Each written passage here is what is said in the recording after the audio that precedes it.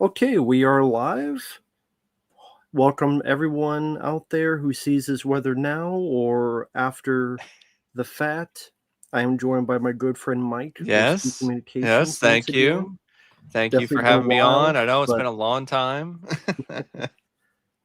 always great to see you again and Yeah. talk to you again as always. Mm-hmm. And we'll be talking about a bunch of random stuff, taking questions in the chat. Yeah. But before I do that, let me say hi to people in the chat already. Hobble1, Jonathan, DJ, Richard, and we'll see if more come in the chat. Mm-hmm. But hey there, CD. Yep, I will get to that as soon as I can, man. Thank you so much, CD. And hey there, Lucas. Civil Wings, hope you're doing well. But Bobby, hey there as well. Hello, everyone who is here now, who comes in after the fact. But Mm-hmm.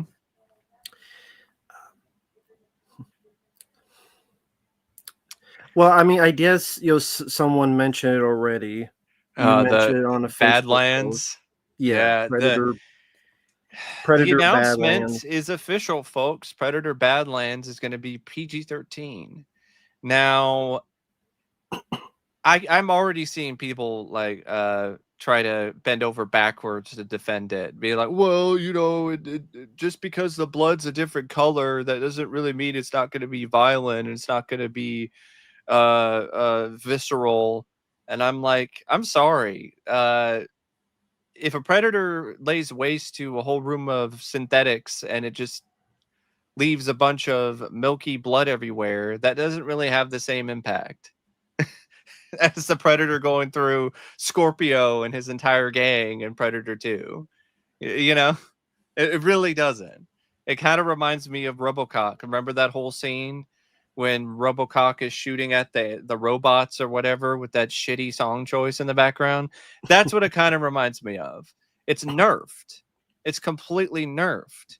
And then on top of that, the Predator just going up against a bunch of CGI creatures doesn't interest me either. Like that trailer, the most recent one, I honestly thought I was watching a video game. I thought I was watching a cutscene. I didn't even think I was even watching an actual film.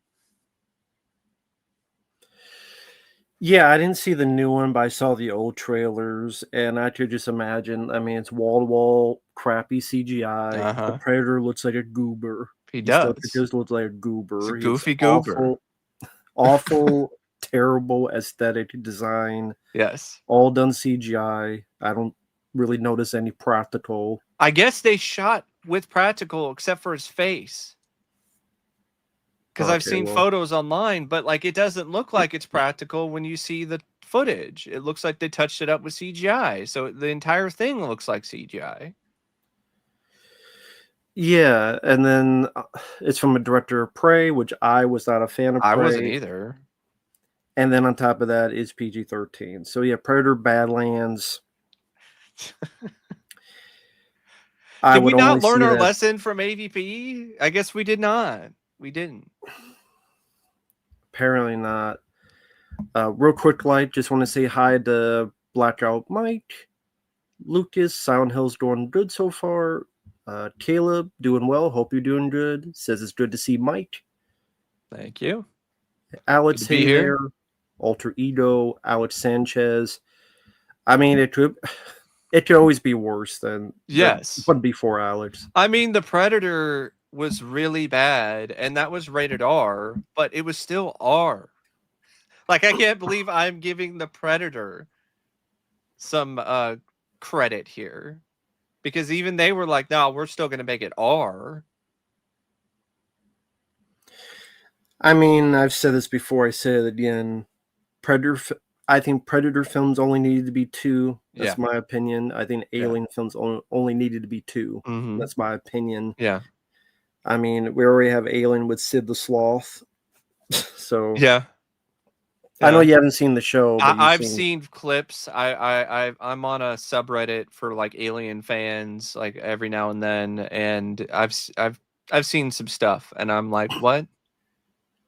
What is this alien fan fiction bullshit? And yet again, it's like There are so many Dark Horse comics and novels you could adapt and actually make into a show, like Labyrinth, and you're not going to do it. Instead, you're just gonna do your own fan fiction nonsense with a fucking starfish with an eyeball or some fucking shit. Starro's baby from the Suicide Squad. Yeah, and kids being put into synthetic bodies Yeah. and then sent in, even though they have no, they Mhm. haven't proved anything. They wouldn't know what the hell they're doing. Yeah. Apparently, ships can crash, and NASA now can see if something crashes, but in the future, nobody can tell that a ship fucking Shit. crashes. Fucking And Christ. I guess at the end of the show, they be, at least two of them become Uh-huh. pets. From what I've heard, Fucking it pets. sounds like a completely different sci-fi show that they just slapped alien stuff into sloppily. Yes. The first 3 episodes I saw was exactly that. Once in a while, a xenomorph pops up to remind you it's alien, but then it's this Mhm. fucking show about these synthetics and Peter Yeah. Pan and fucking bullshit. Yeah. But, that's just my opinion. Yeah. But hey there, Julie. I would like to see a proper AVP movie or the I think it's Machiko storyline. And what frustrates me is I'm reading something that Dan Goodberger, was Trachtenberg, whatever. He apparently is a fan of that storyline, and I'm like, okay, but Good, he fucked it up. Fucked that up too. and I'm like, no, please, I don't want to see that. I want to see that storyline, but I want to see it done badly. I'd rather not see it at all if it's gonna be Will it be done another poorly. grandmother coming out to kill all the predators, like the killer of killers? No, it would just be an Asian woman. An Asian grandmother. It'll be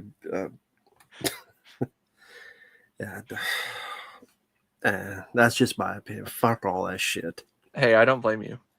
Hey there, Julie. bad. Hey there, Adam. Hey there, Mark. And they got Anaconda, that mess, that fucking embarrassing piece of crap trailer that dropped. Yeah, I did do a video on that. I gave all my thoughts on that. What are your thoughts? I don't understand why this is even a thing. I think it's just because Jack Black still has some power, I guess, in the industry and can get stupid shit greenlit. Because that's the only thing I could think of. Anaconda was already a franchise that was over the top and comical when it comes to each sequel for the most part, or even the first film had its moments that were just really over the top and almost to the point of parody anyway. So what is the point of making a parody of a franchise that already was a parody of itself by the time the last film came out? It's pointless. It's not even a unique or original idea then. It's just doing the same shit, but this time it's not one of those things where it's unintentionally hilarious or unintentionally bad. It's just on purpose bad, like Sharknado. So I don't want to see a Sharknado type self-aware meta version of Anaconda with shitty CGI, unfunny Jack Black, who to me, I can't even think the last thing that I saw him in. Maybe Saving Silverman, because somebody requested that. Like, I can't think of that many movies that he starred Probably in. Tropic Thunder. Tropic Thunder, yeah. And you made a great point. It does look like something that his character from Tropic Thunder would have started after the Fatties Part 2 and Tropic Thunder. So I don't know. Ben Stay's got to do Minecraft, which I was not a fan of. I didn't like that either. That was bad. Borderlands. I didn't see that yet. I've heard bad things. Yeah, you could tell they shot it. They tore it down. They shot so much additional photography. I swear that was R. I am pretty it was supposed 100%. To be. I'm pretty confident they shot it as R initially, and then it was chopped down. Yeah, Jack Black should retire, but I mean, Minecraft made $1 billion because of the property, not because of him. But still, he was the star of it. So Mm-hmm. Let's see how much this movie makes. Probably not much. I think it's gonna flop, just like Tron Ares. That is going to tank. I do not think that's gonna make that much money. I think that's gonna be one of Disney's most biggest box office bombs. It's gonna be right up there with some of their worst, like Dial of Destiny, which I found out apparently cost, I think it was 350 or 400. Like there was some adjusted number I saw online recently that it costs like twice as much as you think, like 350 or 400 million dollars for a Dial of Destiny. Where is that money? That does not look like a film that costs that much to make at all. I mean, they probably reshot the ending. That's what I'm guessing. Yeah, that might be the extra. That's one thing. As for the rest, I have no idea. I don't think they know how to use money. They just throw up in the air and see what lands. Yeah. Like the Stranger Things season 5 budget is like $400 to $500 million for a Netflix streaming series. The final season of Stranger Things is like $500 million.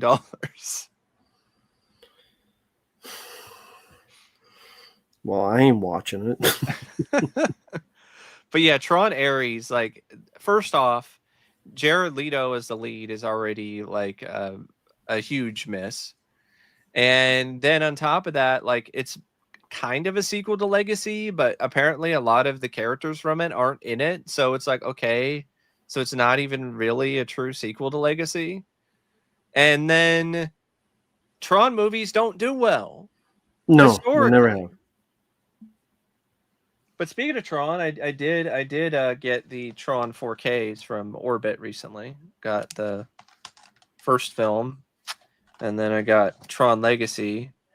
They look really good. I did not get the steelbooks because I'm not doing that. I'm not paying $45-$50 for, you know, the steelbooks that I could pay, you know, a little over 30 for the regular. So, forgive me for asking, isn't Tron the name of the character, Bruce Boxleitner?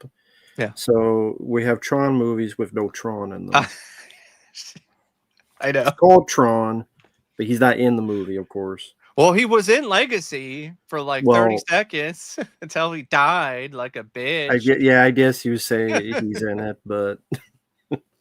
I guess technically, but I hated that so much. I had such a visceral reaction to that in the theater when I saw that. Because at first I was like, "Oh shit, Rinsler is Tron. My name is Tron, and I fight for the users." They're like, "Oh man, ah!" Then like 30 seconds later, he dies, does jack shit, and then I'm like, "What the fuck?" I think I was with my church pastor too, and it was just like, "What the fuck?" Fall for the paycheck that Jeff Bridges got, maybe. But Bruce Boxleitner. But I don't think I think he did voice. I think he did do that. I think he did the voice. I don't think he was actually in the movie. I think he did the voice, though. Yeah, he probably did the voice, but he was probably fighting Jeff Bridges for a paycheck, and Jeff won. But yeah, no one is hyped for the new Tron. I haven't seen anyone hyped up for it. Don't care about Jared Leto. I like Nine Inch Nails, but I could just listen to their soundtrack without watching the movie. Yeah. I mean, and like you said, they don't particularly... The last one didn't do that well. No. And this one, I don't really feel anyone hyping it up. I think it's going to do worse than Legacy. I guess its only chance is that there's really not much competition right now. Yeah. Because I don't know what other films... To be fair. When the does Smashing Machine soon, I think in November or something. The Smashing Machine's not going to do anything. It's already not doing anything. Right. That was never going to be a huge hit anyway. No. Looks good. I thought it looked good. Yeah. I thought it looked interesting. You know, for The Rock's Oscar bait movie, it's basically, you know, what he's doing there. But, you know, it you know, seems like a role he's suited for. Sure, Lucas, that'd be interesting. Are you guys open to doing a versus topic videos and a collab for a paid request? Sure. That'd be Whatever interesting. you got. But okay, can I go on a random rant Sure. before? Okay, this is a bit of a recent news. Yeah. Comedians going to Saudi Arabia. Yes. Yes. Uh-huh. So I remember in the list. So Dave Chappelle, Yep. do you really Bill need more Burr. money? And like the guy says, "Oh, there's more free speech here than in America." And I'm like, Bobby Lee, I think, went too. yeah, Bobby Lee and Andrew Yeah. Santino, who was a Bad Friends, Bill Burr, Which is with his crazy because the two of them were, in my opinion, it seemed like they were kind of recently talking, about how that kind of thing is kind of shitty, and like the normal. crowd that they decided to be a part of, the Austin, comedy crowd. Which, by the way, if you haven't heard of this channel called the Elephant Graveyard, folks, I highly recommend it. There's a really great video they did on the Austin comedy scene.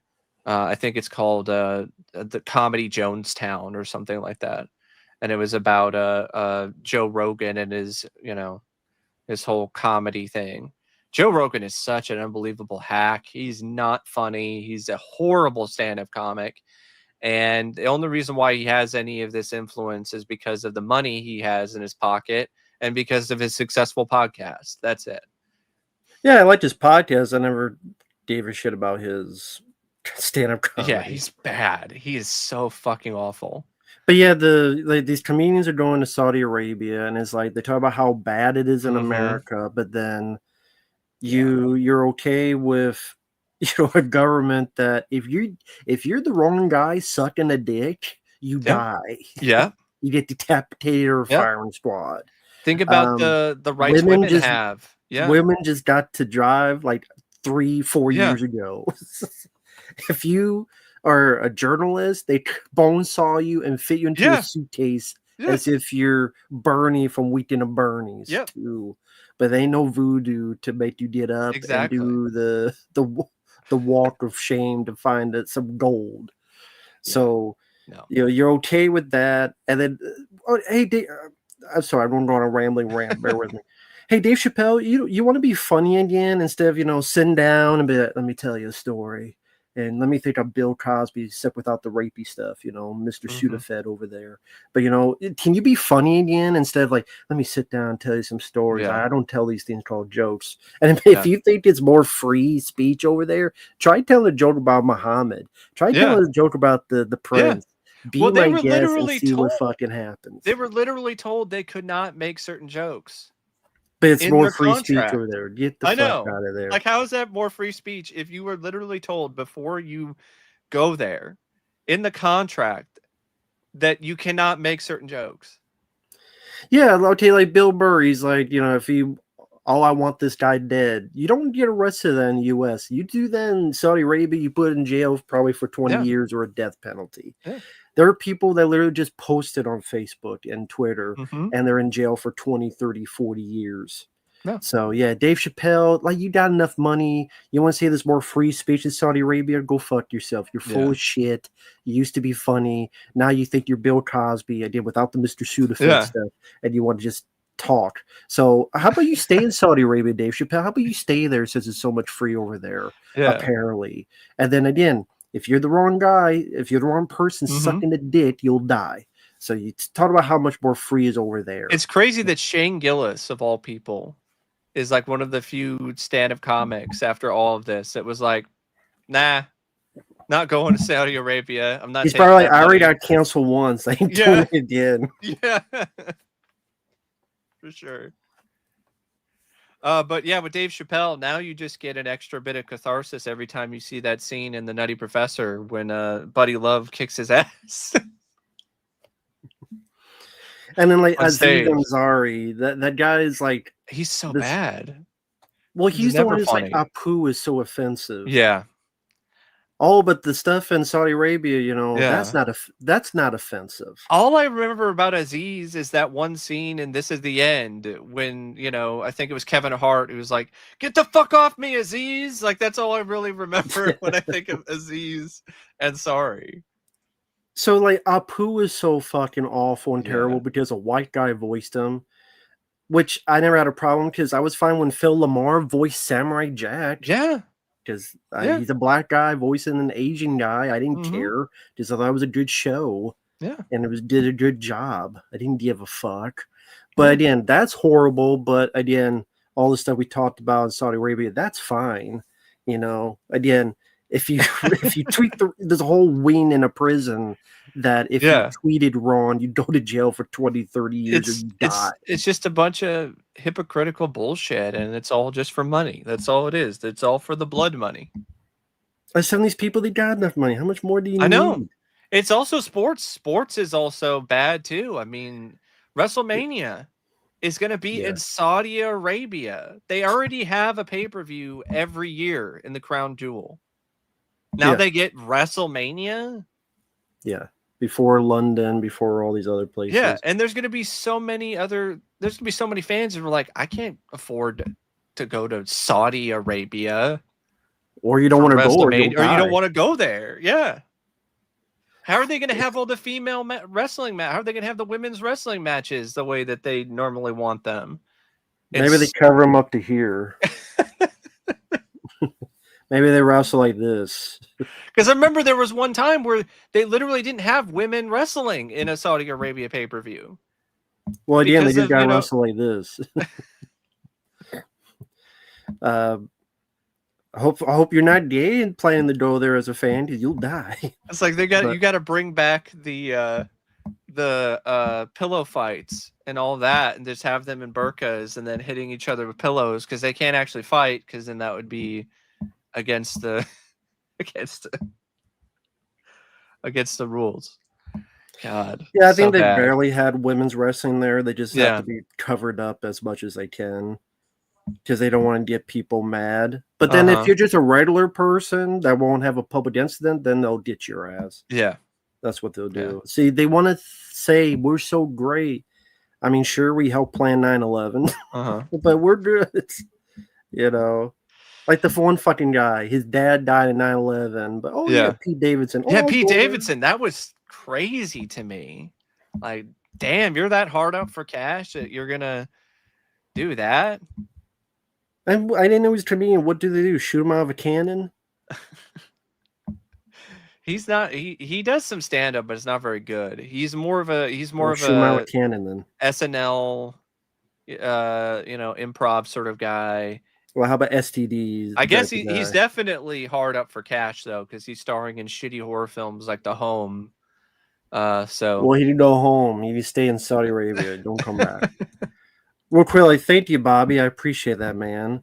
Would it be cool if there's a movie of a Rambo Punisher type of a guy? Maybe you mean a supernatural movie? Protecting girl from witches. Doesn't have to be that, but that is kind of a fun idea, like a vigilante action sort of film mixed with, a supernatural kind of thing. That is a little different. I haven't really thought about. I can't really think of something that's like that. It's the top of my head. Well, I mean, he's got to figure out what weapons to use. Ghosts and witches and stuff. I know. But I guess like if someone adapts like a Van Helsing type of thing, perhaps. I mean, I guess Van Helsing would be the original type of guy. Well, I know it wasn't really spirits, but still supernatural. Or remake that obscure movie Monster Smasher, but make it actually good. Yeah, but hey, there's Cyber Warrior. Hello, everyone. Max Payne. I don't watch WWE anymore since 2010. I haven't really, but I did watch part of a pay-per-view recently, the WrestlePalooza or whatever, because I wanted to see AJ Lee's return, and this is an okay match. The John Cena Brock Lesnar match, though, God, people should ask for their money back for that fucking bullshit, man.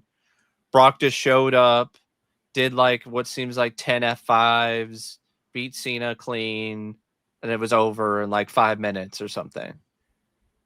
Like, what is the fucking point of those kind of matches? So fucking Sounds great to pointless. me. Fuck Cena.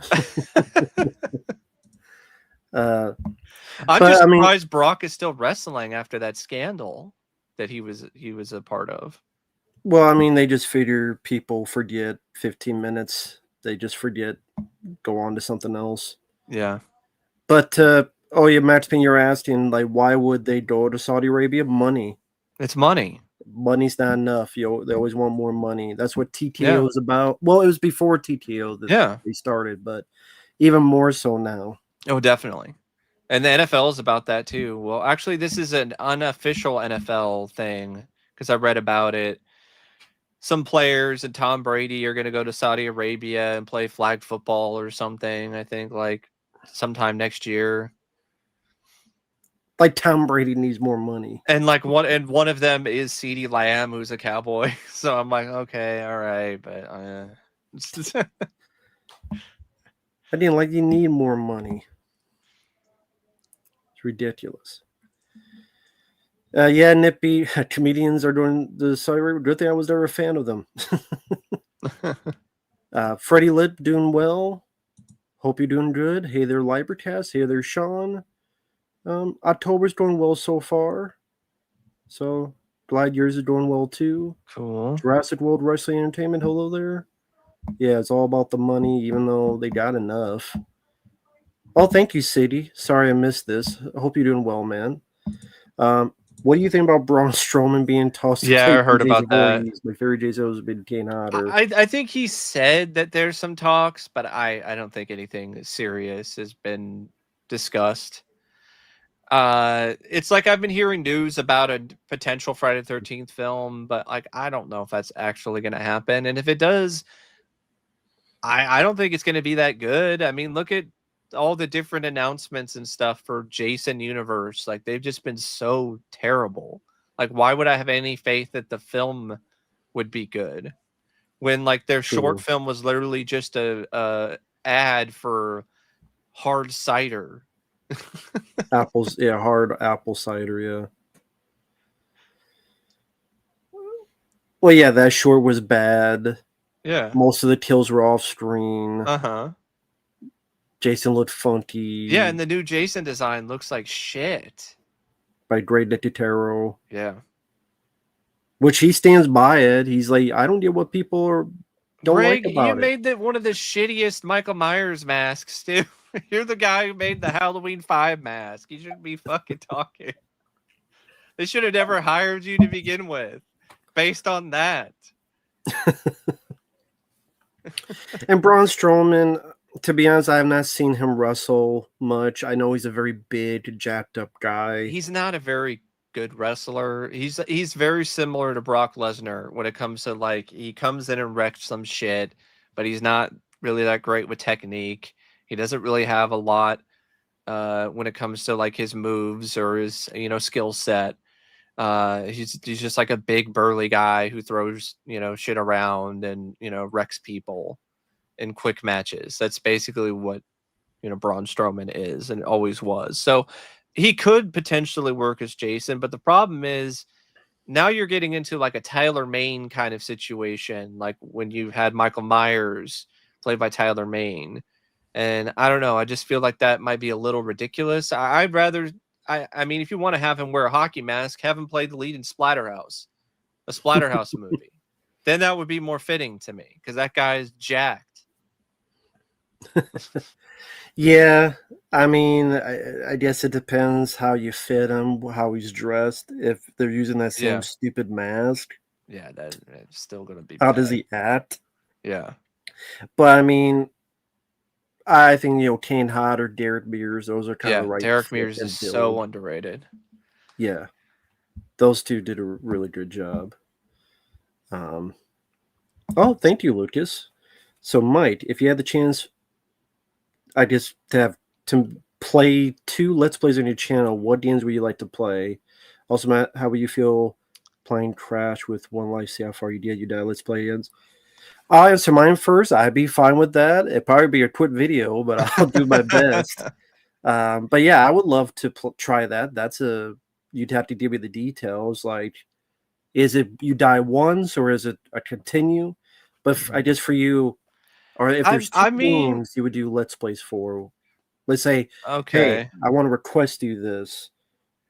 I Are there mean, two it games you just would pick up? depends. Like, I mean, I'd be up for almost anything, but not. It just has to be like an older game. Like, I did play a little bit of Rogue City, but I have to be honest. Like, it is stressing the hell out of my PC when I try to record and play with that particular game because I don't have an updated, graphics card and all this other stuff. So, like, So, I what are could. two old games that you could play that you would want to play? That you know, I I like mean, to play that. I I used to play Halo on the campaign mode all the time as a kid, so that would be fun to replay.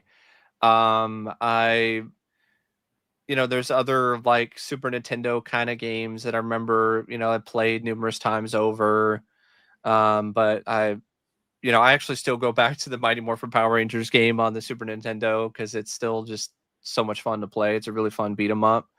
So, And Halo, yeah, Power stuff Rangers, and like Super that. I mean, Nintendo. it because that would be just easy to pick up for me. Like the other Let's Plays would be me trying to figure out, okay, how do I do the controls? What do I do? Kind of trying and failing kind of stuff. So, but and Halo would be probably a little bit of that because I haven't played it in a long time. But I think I would probably pick it up pretty quick. But with RoboCop, I want to play more of the game. It's just Hard to record. I can record it. It's just I can hear the fan on my PC like kicking Okay, into overdrive every time I try to play the game. it doesn't work. It works, but it's stressing your PC out. Yes, it is, and that worries me. I have to be Yeah, perfectly honest. So and right. it's a bummer because I really did like what I was playing, but like I'm just worried about things, and I No, that don't makes really sense. have a lot of extra cash right now laying around to make repairs. So, but I would love to get a new graphics card, but it's just so freaking expensive, man. But like if I had, an upgraded graphics card, that like then I would be able to probably, you know, handle these kind of games better, but I don't. So So, would you it is what say it you is. prefer classic games I would, like yes, I Power do. Rangers? A Super Nintendo, NES, PlayStation, PS2, original Xbox, stuff like that. I used to Okay, so let play. me ask: what's if you could play one PS2 game? What would it be? See, I haven't played a lot of PS2 because I had Or is there an one that you're like, Xbox. I'm curious about that? At least one. Man, I'd have to think. I'd have to look at a list. Like there's ones that One. I've downloaded, that I've been curious about playing. Um, Like what? well, one of them is the other Indiana Jones game, Staff of Kings.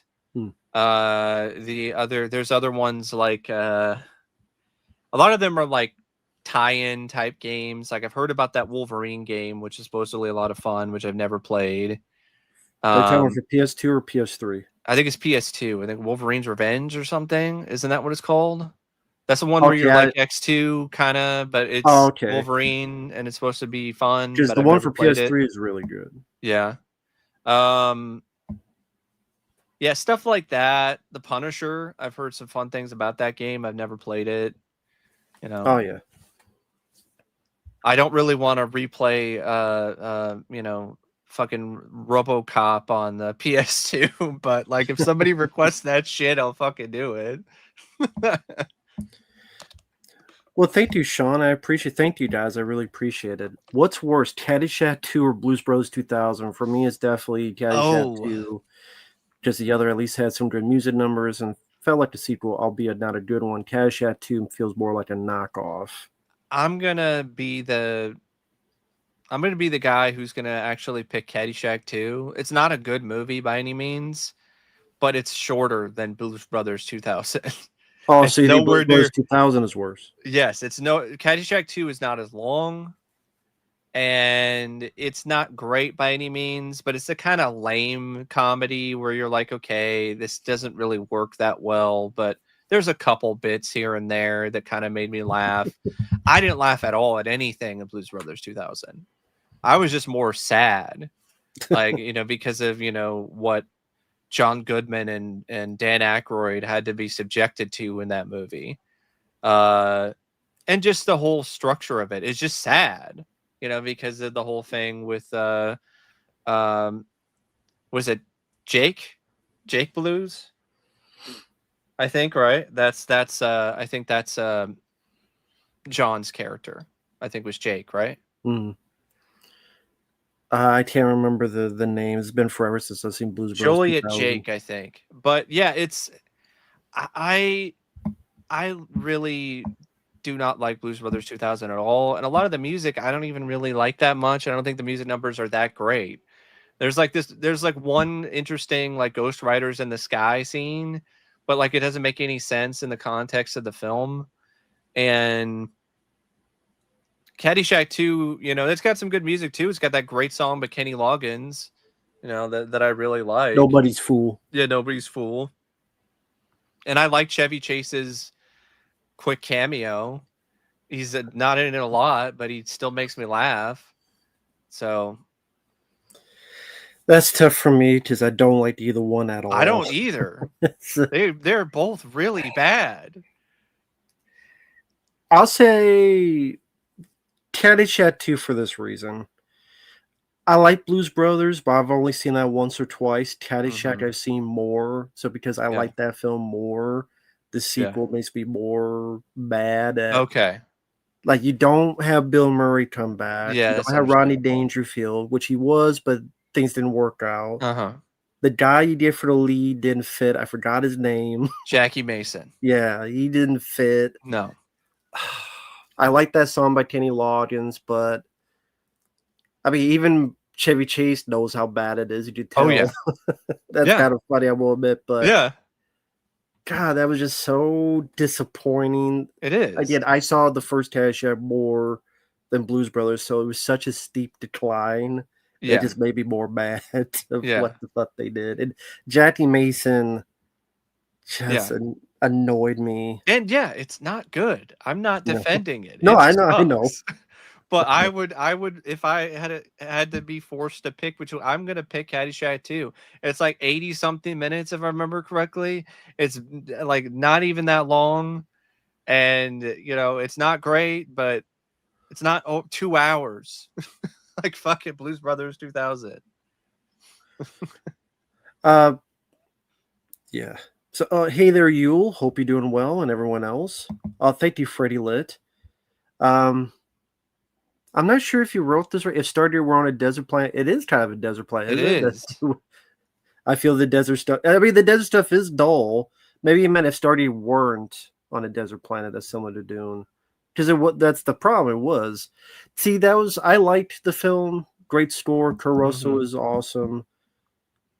I think when I first saw King Tut, asshole. Say that again. Give my regards to King Tut, asshole. But I remember when I first saw it, I guess it's my own fault. I had all these other thoughts of going through the Stargate, that when it was just a desert planet. I just thought the location was kind of blasé. Yeah. I know they did more of that on the show, but I like James Spader and Caruso a lot in that. Yeah. And the score, and I just the location, the environment. I know it's based on Egyptian. Yeah. For me, it wasn't an ideal landscape, so it just the backdrop made it kind of dull. That film I've gone back and forth on over the years. Like when I was younger, I loved it. It was like one of my favorite films, to be perfectly honest. I watched Stargate all the time on VHS. But got a little older, watched it, more, and like, okay, see other people's critiques of it. All right, I can kind of see where they're coming from with the desert stuff and the pacing and so on and so forth. But I think I watched it somewhat recently, and then I'm back to where I initially felt. I really, really like Stargate. But I can understand why, people aren't as into the location, the desert locale and stuff, and the slower pace. And I And I admit, I think it could have used a couple more action set pieces. I think if there was more action in the desert stuff, in the desert scenes, that would make it less dull to you, wouldn't it? There's like a little bit more action in some of the in those sequences. Yeah, I would have liked more action as well. I agree with that. Yeah. And thank you, Sean. So for has Mike seen the movie My Favorite Not Year? yet, One of my but I favorite have the comedies? Blu-ray. I got it from the Warner archive sale, before their site went under or whatever, and then got bought out by somebody else.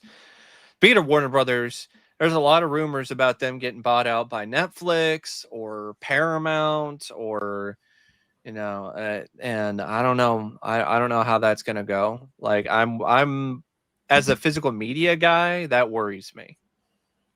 If another company buys Warner Brothers, like especially Netflix, they do not give two fucking shits about physical media at all.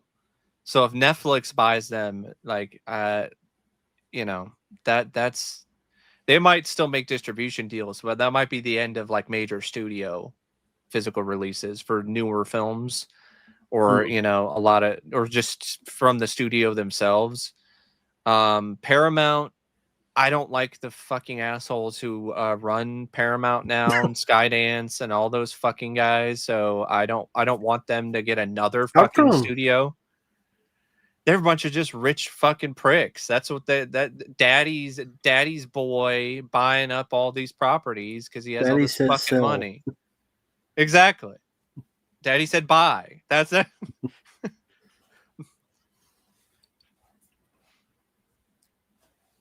But yeah, I don't like the idea of these major studios just becoming like just two giant monopolies with everything just being contained inside of each other. Yeah. I guess for me, I'm like, just it'll self-destruct itself, and I'll be here to laugh. Yeah, so let's see what happens with Sony. I don't know, but speaking of Sony, I do have the Night of the Living Dead remake steelbook, Ooh. which I did get one from. Didn't get that, but that's my own fault. So, oh well. Sony will reprint this, Matt. I guarantee they Yeah, will. Sony, Sony, probably. it'll take a bit, but they'll reprint it. Just keep an eye out for it, Yeah. because it is absolutely 100% worth it, if you ask me. Like I didn't watch the entirety of the uncut version, but it definitely looks great, and Nice. like the transfer is tremendous, and then you have all the features and everything. What does the inside look like? So the inside, let me take the digital code thing out. It just has like there is Fate, and then I think there's another bit of art. I don't know. There's not really any artwork. I think on when I take the discs out, it's just blank. Well, that's fine. But yeah, and I love that they use the theatrical poster too. Very cool. And then the other one I got for Sony is Kroll, which is another one I do recommend. This one's still in stock, if I remember correctly. This one is not out of stock yet. Cool. But this is definitely the best the film has ever looked. Got the code, just kidding. But yeah, I enjoy that film. I know you said on your Facebook that the picture quality is very good. And it ports over all the features from the DVD that weren't on the previous Blu-ray. And then, of course, yes, I do have it. I actually did get one of these beasts. I did get the Nightmare on Elm Street steelbook set. I know some people, funny enough, they order it from Amazon, and now some of them are getting canceled. Yeah, they didn't get it, and I feel bad for them. The Amazon, and it's not. I've found out it's not entirely Amazon's fault. Apparently, it's Warner Brothers, and how they set things up. But it's also a little bit of Amazon because they oversell pre-orders. They do this all the fucking time. And I remember I was on like a subreddit, and they were giving me shit for like calling out Amazon on this shitty practice, and they were all like, "Well, it just makes more financial sense to oversell pre-orders, so then you know how much people are wanting, and then you make the Well, amount no, to that's fit it." bullshit because if they're expecting that, but then they don't get it, they could have ordered from someone else and That's what I'm got it saying. then. Yes, So no, it isn't right. it's not. It isn't. And if you oversell and there's a limited amount of copies, then a lot of people are going to be shit out of luck by default. Yeah. Because they're not going to get the set. And then I read something that Warner Brothers is not planning on making more. I don't know if that's true. I've heard this shit a lot from these companies. Synapse saying there's not going to be a standard of, trick or treat anytime soon. And then literally a pre-order is announced like 2 months later. The Beyond 4K set, like, you got to get this now. There won't be another edition later. And then another edition comes out. And that's the biggest ripoff from Grindhouse. Like, I haven't even bought it yet because I'm like, your standard edition is still $65. Of which one? The Beyond. Their standard edition is still the same fucking price. Mm. How is that the standard edition? That's literally the same fucking thing, except for less fluff, less little extra doodads that aren't worth anything anyway. Or an extra slipcover that I don't give a shit about. Yeah.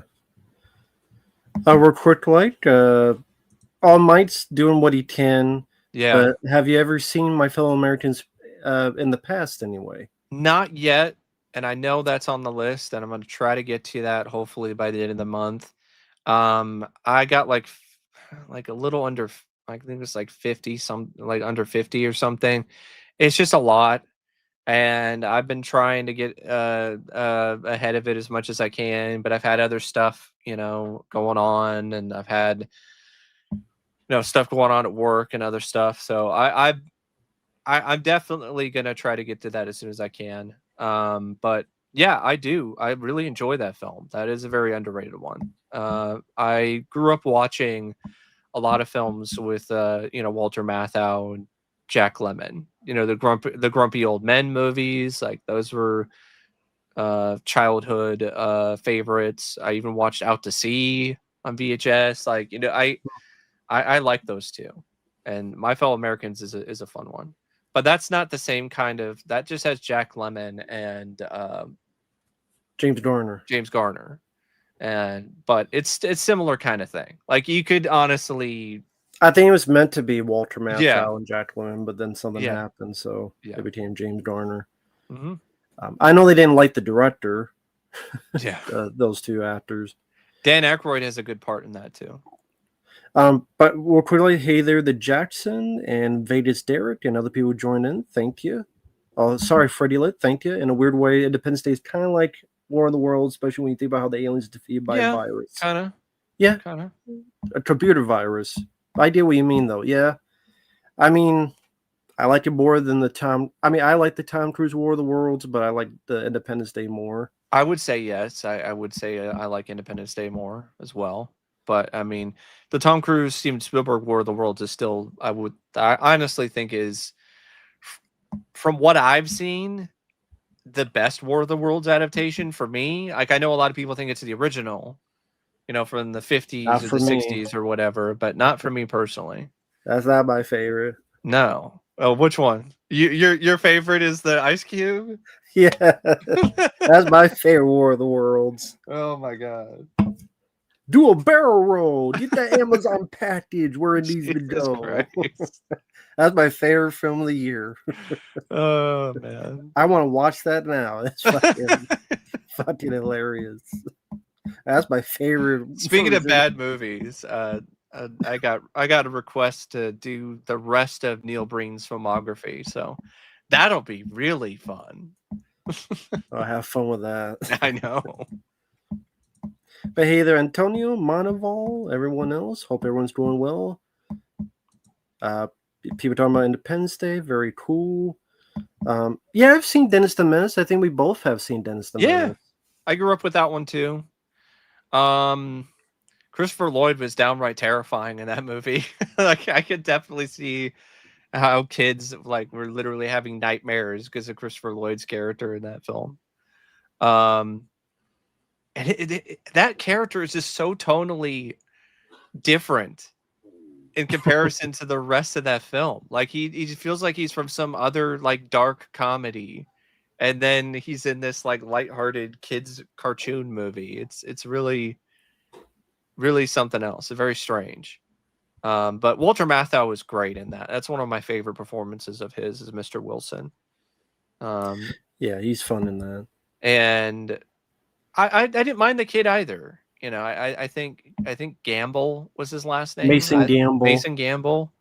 I've seen way worse kid actors, you know, than that kid. He was also good in the werewolf film Bad Moon. Yeah, he was. He was in that. And hey there, movie guy. Hope you're doing well. Monteval, we actually talked about that earlier in the stream. PG-13 Predator. Yeah, we mentioned that before earlier in the stream. The movie will suck. A movie that I think won't suck, hopefully, anyway, is the John Candy documentary, I Like Me. That's going to be, I think it's going to premiere on Amazon later this year. So that's cool. One of my most anticipated films from this year, to be honest, is that. The trailer was really good. The way that they used the music from True Romance in that trailer was really interesting, and it was also really well done, and it actually fit very well. And I think that's going to be similar to the Christopher Reeve documentary. Whenever I get around to watching that, like get the get the tissues ready type of film. You know, at least for me, because John is definitely somebody that I miss, you know, every day. Yeah, I look for that documentary as well. I mean, it's not that often when somebody passes and they shut down an entire freeway. That's what they did for John. They shut down the LA freeway. For what reason? I think it was like like one of those like, hey, this is our way to, provide a little bit of a tribute to him, to shut it down for a little bit, which is nuts. What do you think about it? Yeah, but I always enjoyed John Candy. Sad when he passed away, so I'm looking forward to that more than Chris Stuckman's generic ass looking horror film, Shelby Oaks. That's just me. Yeah. Yule, I don't know what commentary you're talking about. Is there a specific one you're asking about? I'm sure Christopher Lloyd's here to regret kidnapping Dennis. Yeah, probably. Yeah, Sean, thanks for the switching channels request. Funny, you both said you disliked it, but it's not as bad as Letter Part 6. Switching channels? Yeah. No, it's not. It's not good, but we'll might see one battle after another. I don't know. Maybe one time. Okay. I did like the trailer, so I might see it sometime. Some of the reviews that some people have had for it are pretty hilarious, though. It seems like they didn't get the movie. They just saw one part of it and assumed that that's all the movie's about. Ben Shapiro, I'm talking about you.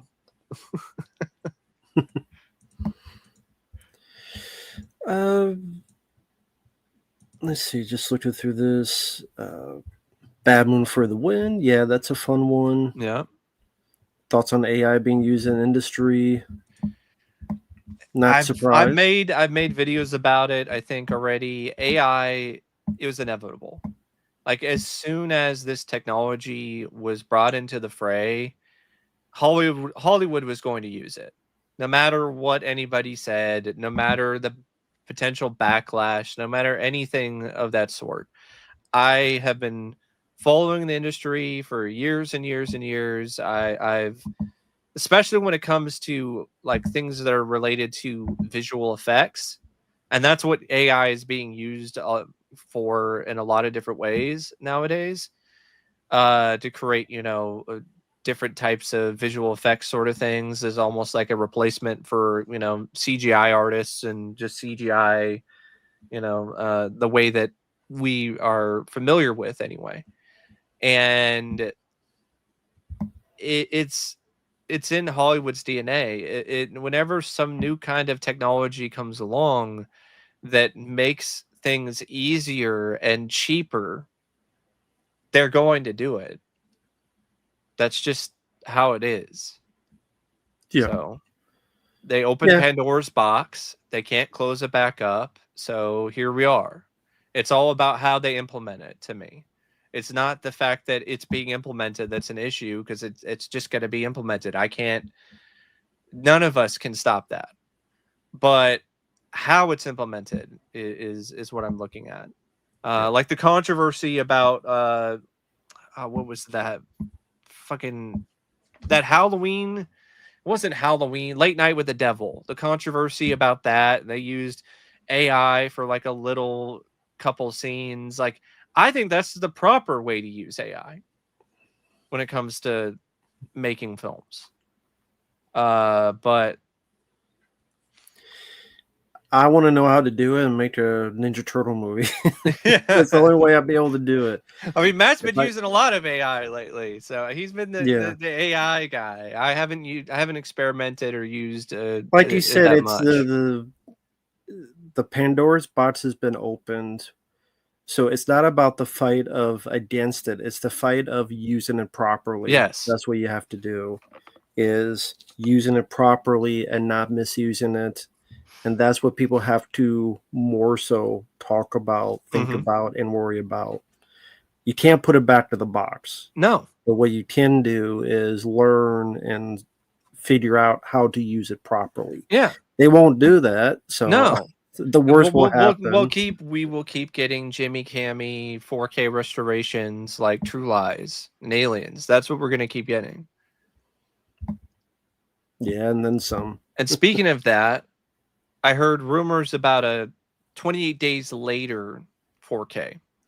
And it actually had pre-orders in like the UK and Japan. And people already like paid for them in advance. I didn't. Because first off, I didn't have faith that this was actually going to come out. And second, if it does come out, it's going to be a fucking nightmare. Because the only way that they can actually take that film and make it 4K is to slather on as much AI processing as possible.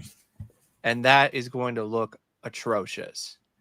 Like, the film already looks bad in HD. Like, it looks really fucking bad. Like, I watched the Blu-ray recently. Like, it does not look good in HD. Right. So it already looks bad in that form. So imagine how much worse it's going to look upscaled artificially to 4K.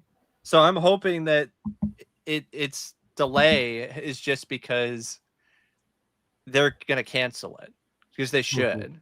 Like, this should not be a thing. It'd be like Blair Witch in 4K. It shouldn't exist. Yeah. Blu-ray of it looks good though. It does. I will say. Because Blair Witch, what they did is they took the 16, they took the mini DV tapes, and they digitized them and remastered those. And if 28 Days Later has those lying around somewhere and is willing to do that, then that's one thing. But I don't know if they even exist anymore. True. Hey there, Alexander. Hope you're doing well. Quickly, Sean is... Well, let's do the step by step. So, has Mike seen Balto? Balto, not in years. Okay, I remember, I think, was it Nostalgia Critic who did a review of it or something? I remember seeing a review from some YouTuber, but like I haven't seen it since I was a kid, and I think I only saw it like one time. Have you seen the anime Princess Mononoke? Not yet. I've heard about it, but I have not seen it yet. Have you seen? I think it's a kids' film, Attila and the Bee. Heard about it. The other one I haven't seen, I think that's a spelling bee movie, if I remember correctly. Yeah. Have you seen the Neil Diamond film, The Jazz Singer? I think I saw it like one time. I don't remember caring for it that much. I like Neither did I. some Neil Diamond songs, but Yeah. that was not very good. It's No. pretty boring. And Neil Diamond's not a good actor, so that was No. Have you seen Butch Cassidy and the Sundance Kid? yeah, it's been a while, but yeah, I have seen that. Like it? You remember? Or? Yeah, I didn't mind it. Like westerns aren't really like my favorite genre, so I Mhm. would say, it's not up there with Young Guns for me, but it's better than some of the other ones I've seen. Have you seen The Sting? Yeah, it's been a while, but yeah, I've seen that. It's a good movie, pretty good one. And The Sting Jeremiah 2, Johnson? not so much. Jeremiah Johnson, haven't seen it yet, but I know that there was I think that's the film that had that meme that like became like massively popular. It's like this gif of this guy who's like got a beard and he's standing in the wilderness and I think he like gives a thumbs up or he gives like a glance or something. Mm. And for years I thought it was Zach Galifianakis because it kind of looks like him, but I think it's Robert Redford from that movie if I remember correctly. And then one more, Thoughts of North by Northwest. Fun fact, the actress is still alive, 101 Wow. years old. Well, That's good a on her. classic. That's a good thriller. I really enjoy the parody of it, and I think it's wrong. Is it Wrongfully Accused that has a parody of North by Northwest in it, or is it one That of the sounds Naked right, yeah. Gun? It's one of those Leslie Nielsen movies, and I Yeah. always thought that was pretty funny. The parody. I think it was a remote control plane, if I remember correctly. Yeah. Maybe it was Spy Hard. Maybe it was Spy Hard. I don't. It was I one don't of those, yeah. Yeah. But yeah, there's some people in the comments saying, yeah, there should be some relegations on AI. Well, yeah, it's a tool. Just know how to Yeah. use the tool. But again, they won't do it. No. And honestly, there needs to be legal stuff coming up like soon because it's getting to the point where people are able to deep fake stuff and make things look pretty dang realistic. I saw a video that was made entirely with AI that supposedly had Jake Paul coming out as gay and like showing off a makeup palette or something for like a YouTube video, and it looked real. Like it didn't have that kind of, oh, this looks fake kind of thing. So they're already getting to that point. So they need to have some stuff legally that makes it so you can't get framed or fucked over by somebody creating some shit, making it look like you are committing a crime, but you Right. didn't do anything. I'll say this. I'll make this. If anyone knows how to use it and can make either the fight scenes in the Raid 2 or scenes from Cobra Hard Target, but you put Raphael in it, I'll fucking pay you. There you go. I put that because I don't know how to use it. I'll pay you. Yeah. Thoughts on Animal House and Adventures of Babysitting? Well, Animal House is a fun film. Yes. Belushi, a good cast. Classic. John Vernon is one of the I don't know why they thought that would make a good TV show on network television, though. no. Delta House. I don't know.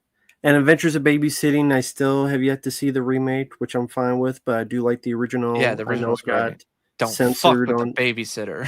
which got cut out when it went to Yeah. one of those streaming services. Of course. They censored it. But yeah, grew up with Adventures in Babysitting, fun film. I always like to visit D'Onofrio as Thor. Yeah. So both very fun films. Yeah. Animal House, classic. There are other comedies from the 80s I like more, but it's still a fun movie. And it sadly inspired like a ton of really awful, terrible knockoffs. The bad TV show that was a spinoff of it, and then all these movies that came out where they were just trying to be Animal House and just nowhere near as close, nowhere near as good, and were just terrible and not funny. Like King Frat, stuff like that. And Adventures in Babysitting is a fun movie. I really enjoy that film. The Blu-ray is a ripoff, though. It's an anniversary edition, but there's no features. For both of us, movie guy, yes, I upload every day. Got so many. I can't even. I do have a couple that I'm going to be doing pretty soon, at least. Clockwork Orange. I didn't care for this. I just have to be honest. I did not care for it. I watched it last night, I know the and feeling. That's why you're it has some great visuals, and I like Malcolm McDowell, and it's well directed, and I think there's like 45 minutes of actual content in an over 2 hour long movie.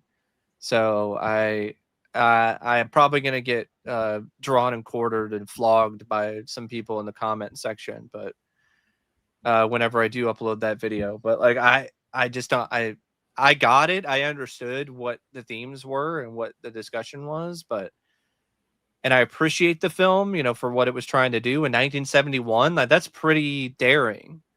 But I don't like the movie. Like what can I say? I think it lacks a critical element to me. Like I need to care. I didn't care about the story and I didn't care about the characters. So I was just kind of detached from it all. Mm-hmm. Oh, I know the feeling. So, as for me, I upload every day. So just check back every day because YouTube doesn't always send notifications. So just check back every day. I just uploaded A History of Violence, which is a good one. Yeah. Vigo Mortensen. WrestleMania 23 review, which was a request. Battle of the Billionaires. Yeah, I remember that one. And then The Dark Side of Football. Why can't Cleveland win? Yeah, that Cleveland Browns football, man. That's have you seen that photo of that jersey the guy has that has like all of the Cleveland Browns quarterbacks? Oh, I didn't see that one. That is such. I heard on the it was like Yeah. a 40-minute episode. I heard the number. Yeah. But and it's still counting because they just traded away Joe Flacco to the Bengals. So now Dylan Gabriel started. I don't know if Shedeur Sanders is going to start at some point this year. Knowing the Browns, probably, you know, that will happen. I mean, they sound like the worst team. Or up there, the worst team. Are they the worst team? Yeah, they're pretty bad. They have one win this year though over the Packers, a team that my team couldn't beat but tied. Yeah, that's great. Tie in the NFL. Hey there, Carter Dedention. Hope you're doing well. I've seen TikToks of AI generated monsters that look better than CGI. Yeah, honestly. Yeah, so have I. That's the crazy thing. If it's used well as a good tool, then sure. But you have to use it as a tool. Yeah, Matt, I sent you something on Facebook. It's the infamous Cleveland Browns jersey. It still needs to be updated. There's still more names to add to it. They need to add Dylan Gabriel on there. Okay, this way.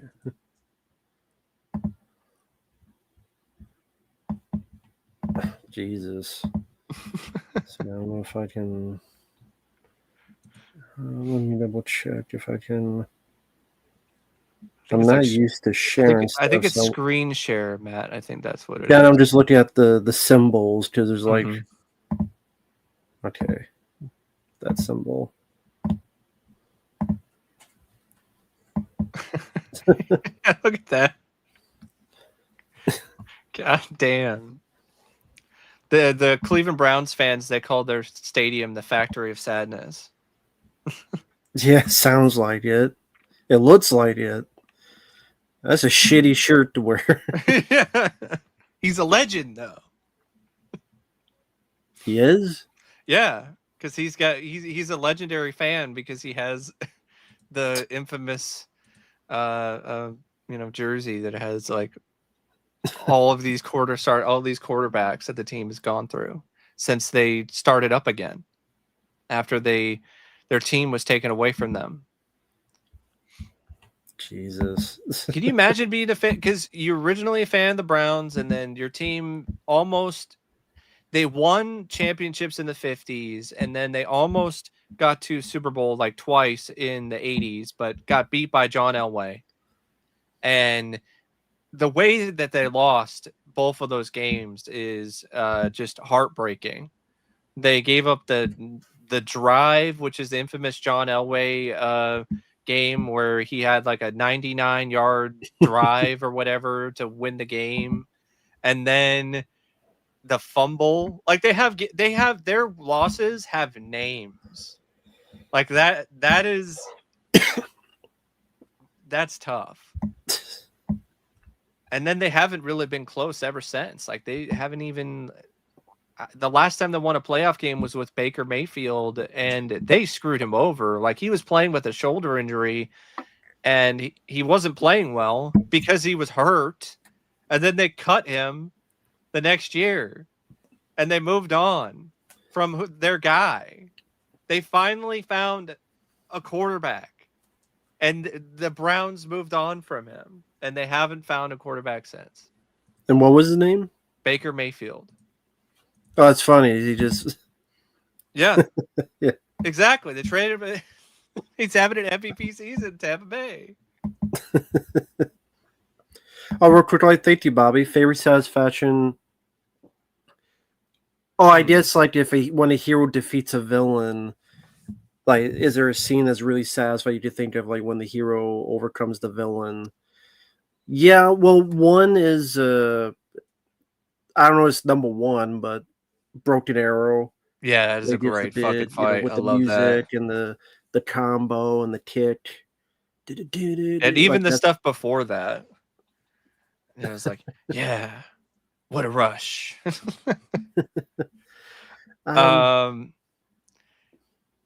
For me, when Rocky knocks out Clubber in Rocky 3, the second fight, that always like, man, that is such a great fight.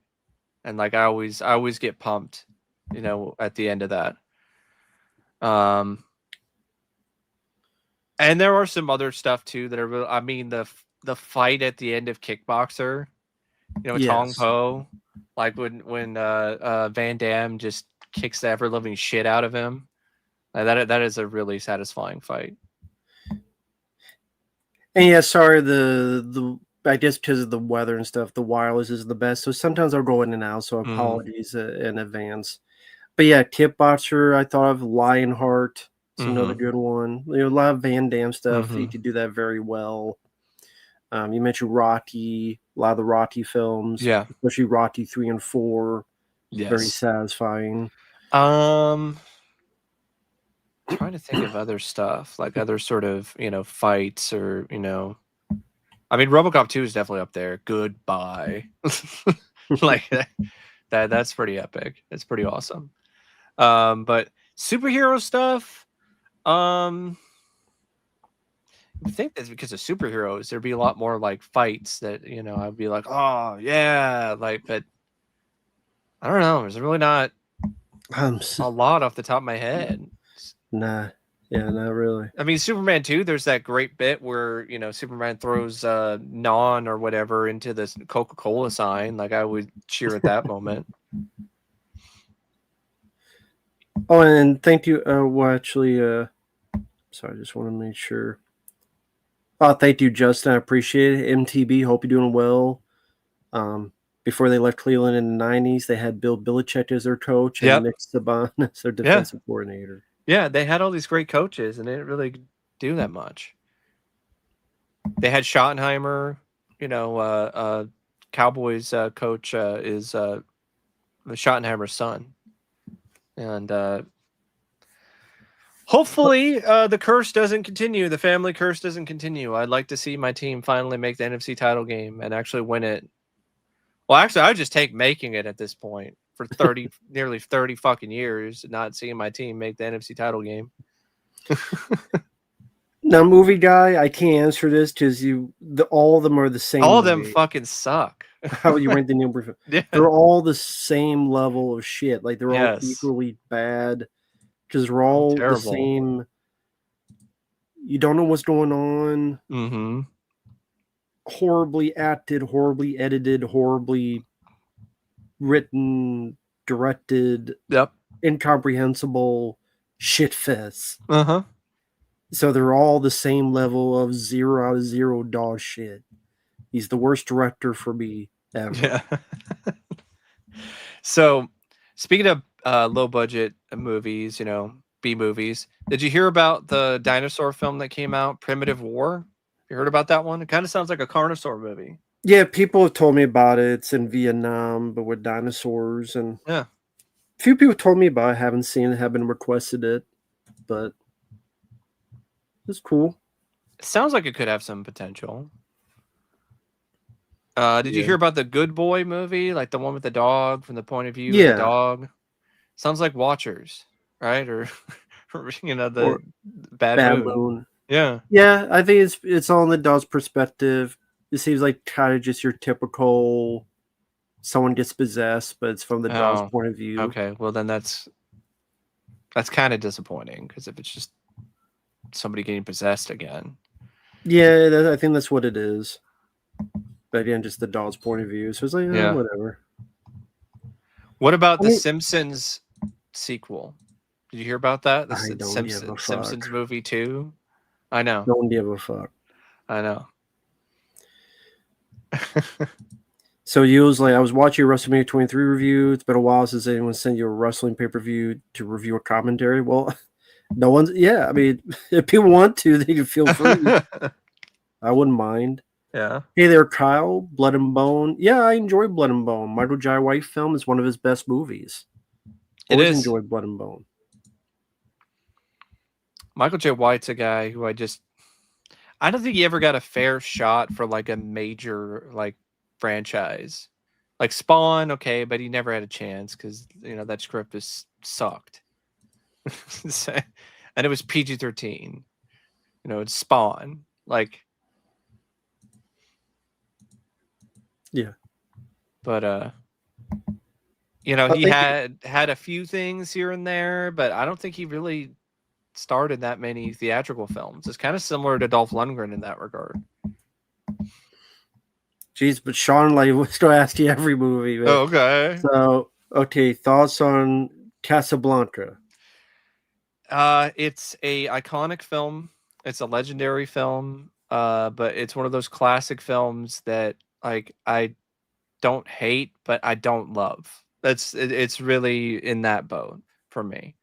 To Kill a Mockingbird, I haven't seen since literary class in high school, but I do remember it being pretty good. 12 Angry Men, it's the same. We watched that, I think, in either literary class or some other class in high school, and it was pretty good. There's multiple different adaptations of that too. If you like that particular story, although to be honest, I can't think of the 12 Angry Men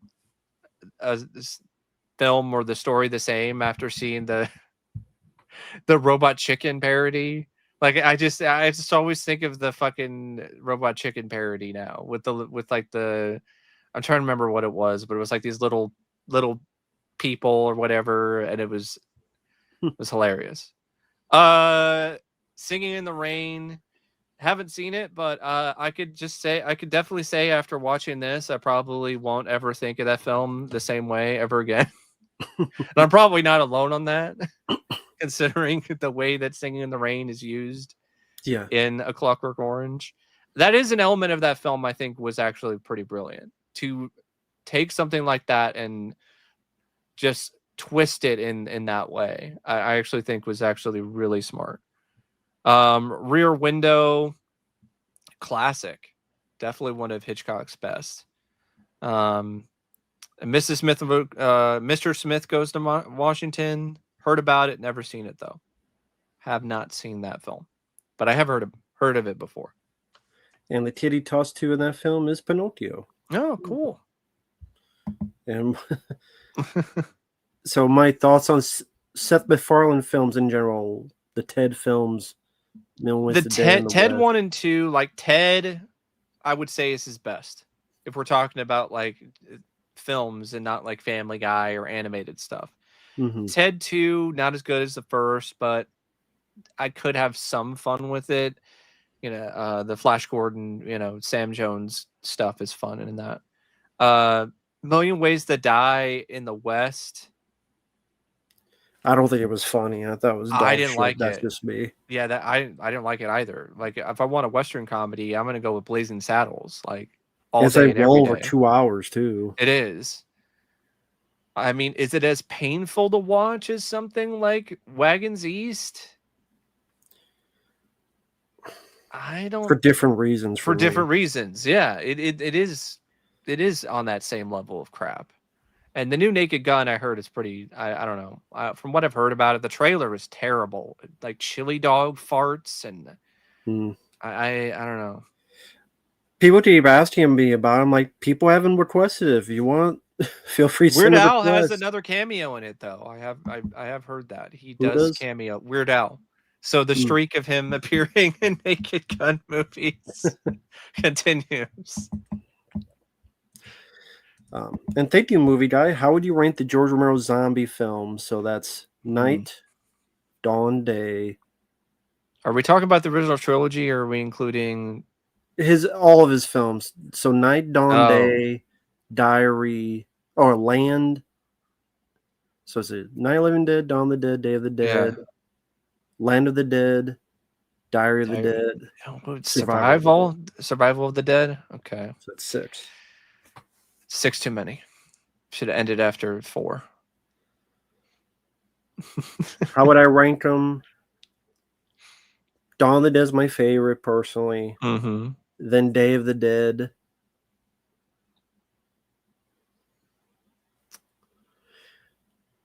Land of the Dead, Night of the Living Dead, Diary of the Dead, Survival of the Dead. I would probably say my list is identical to that, really. Like, I mean, Dawn of the Dead probably be the best. Day of the Dead I also really like. So that would be, second on the list. And then Land of the Dead I like more than the original. We're in that boat. Like, because I don't like the. I don't really care for the remake he much. showed of Night of the Living Dead. I much prefer over I the do original. too. I never liked the original Night of the Living Dead. I think it's boring. Yeah. Sorry. I appreciate it. I respect it's a revolutionary film for the zombie genre and for horror in general, but I don't particularly care for it. And I like the remake more, and I like Line of the Dead more. And then Survival and Diary of the Dead, like, they're both trash. But and Survival, isn't that the one with the vegetarian? No, that's a different movie. That's Day of the Dead. That's Day of the Dead remake. Survival of the Dead, all I remember is like the shitty zombie horse that they eat, and awful fire, CG fire. And Diary of the Dead is just a crappy found footage movie. That's what that one is. Yeah. So which was worse to you, Diary or Survival? It's been a while since I've seen both. I think I would agree with you. I think it would probably be Survival is the worst. So we're identical. Like, we're twins on this one. I mean, so, and thank you, Mr. Demon. I appreciate that. Yeah. And Dante, hope you're doing well. Mark says 1990 remake was way better. Yeah, I agree. Matt, did you know they're doing a sequel to Greenland? That no one asked for. Yeah, I know. I don't understand why we're getting a sequel to that. Like, the Gerard Butler Apocalypse movie. Yes, it made money on streaming. I guess so. Take care, Yule. You have a good night. And yes, Chaz, I did hear about that. The Dawn of the Dead Mall will finally be, well, not finally in a good way, but I'm surprised it lasted this long. Yeah. It'll be torn down 2027. Yeah. They got bought. It's unfortunate. I forget who bought them. Like Walmart or something. Yeah. I mean, malls are going the way of the dodo. Yeah. It's been the constant downhill slope. I mean, there's still one locally. I've, gone a handful of times, but there's still an FYE there, but like, they downsized their physical media so much, and then it's still overpriced. Like, FYE just charges an arm and a leg. So it's like, why? And they don't really get a lot of used stuff in anymore because people aren't going to go there to give their used, Yeah. their other stuff. They're gonna get jack shit in return. So they're just gonna go to like a local record shop or some other place. Yeah. But I mean, yeah, I'm not surprised. I'm I not mean, either. sometimes with with a house, they'll also Like with the Halloween house and like, I forget what it's you know, called, but they'll preservation. historical. They'll make it a part I of the think what historical that's just society or something. they Yeah. feel it'll cost too much, and then of course the company that bought it, it's just like, Yeah. If somebody who had a lot of money, they shit, bought it, then be a that's one shit thing. ton. But the problem is, it's not like the Myers house or the But you have to Goondocks. maintain it with It's not like like the Goondocks, right, where it's a house. right, It's a mall, and it's in yeah, a prime location. You're not gonna get that for an affordable. Like the average person, even if they're pretty rich, is not going to be able to afford what Walmart or what some other company is willing to pay to get that land. yeah, So yeah. It'd just be too much money for them, much more space to deal with, much more electricity, much yeah. more all that stuff added into it. Because even So if somebody bought it and then I'll turn it into a museum or whatever, you got to think about the cost. mhm. And like, they'd probably just not make enough profit to be able to even entertain the idea of doing that. So, Right, yeah. It just again costs way too much. So yeah, it is what it is. yeah, I've never been there. I haven't I, either. I'm not planning to go there, but at least there are people, plenty of people. Yeah. Granted, I'm sure if you go in there now, it doesn't look a whole lot like it did back No. then. A lot of it's There's a gone. The lot of things ice like rink the is gone. Amityville house doesn't even look at all like the same house anymore because Which one? the Amityville house, because people remodeled it, took away the windows, did all this other stuff. Like if you didn't know it was that house, you would not even think that it was the same house. Yeah, Yeah, Jesus, probably maybe. potentially, or a Walmart warehouse. Speaking of things that well, at least stuff that I think should be torn down, but we're gonna get it anyway. Spaceballs 2. Why? Because we need more stuff people don't ask for. I guess so. And the reason why I'm even more doubtful on this is because the last thing Mel Brooks did that was like a sequel to one of his films was History of the World 2. It was like a Hulu thing, and that was horrible. Didn't see it. Really fucking bad. Didn't see it. So, and Josh Gad was in that too. So, Josh Gad being a part of this is not a positive to me. Is not a plus. And yeah, Rick Moranis is coming out of retirement. That's great. I'm happy for Rick. I wish it was for a better project, you know. But I think it's gonna suck, and I don't think it's gonna be anywhere near as funny. But I'll watch it, but I'm not gonna see it in the theater. Yeah, the search for more money, but they don't have to search more because they ain't gonna get money from this because they ain't gonna make any money. So Sean, he wants your thoughts on Sharky's Machine with Burt Reynolds.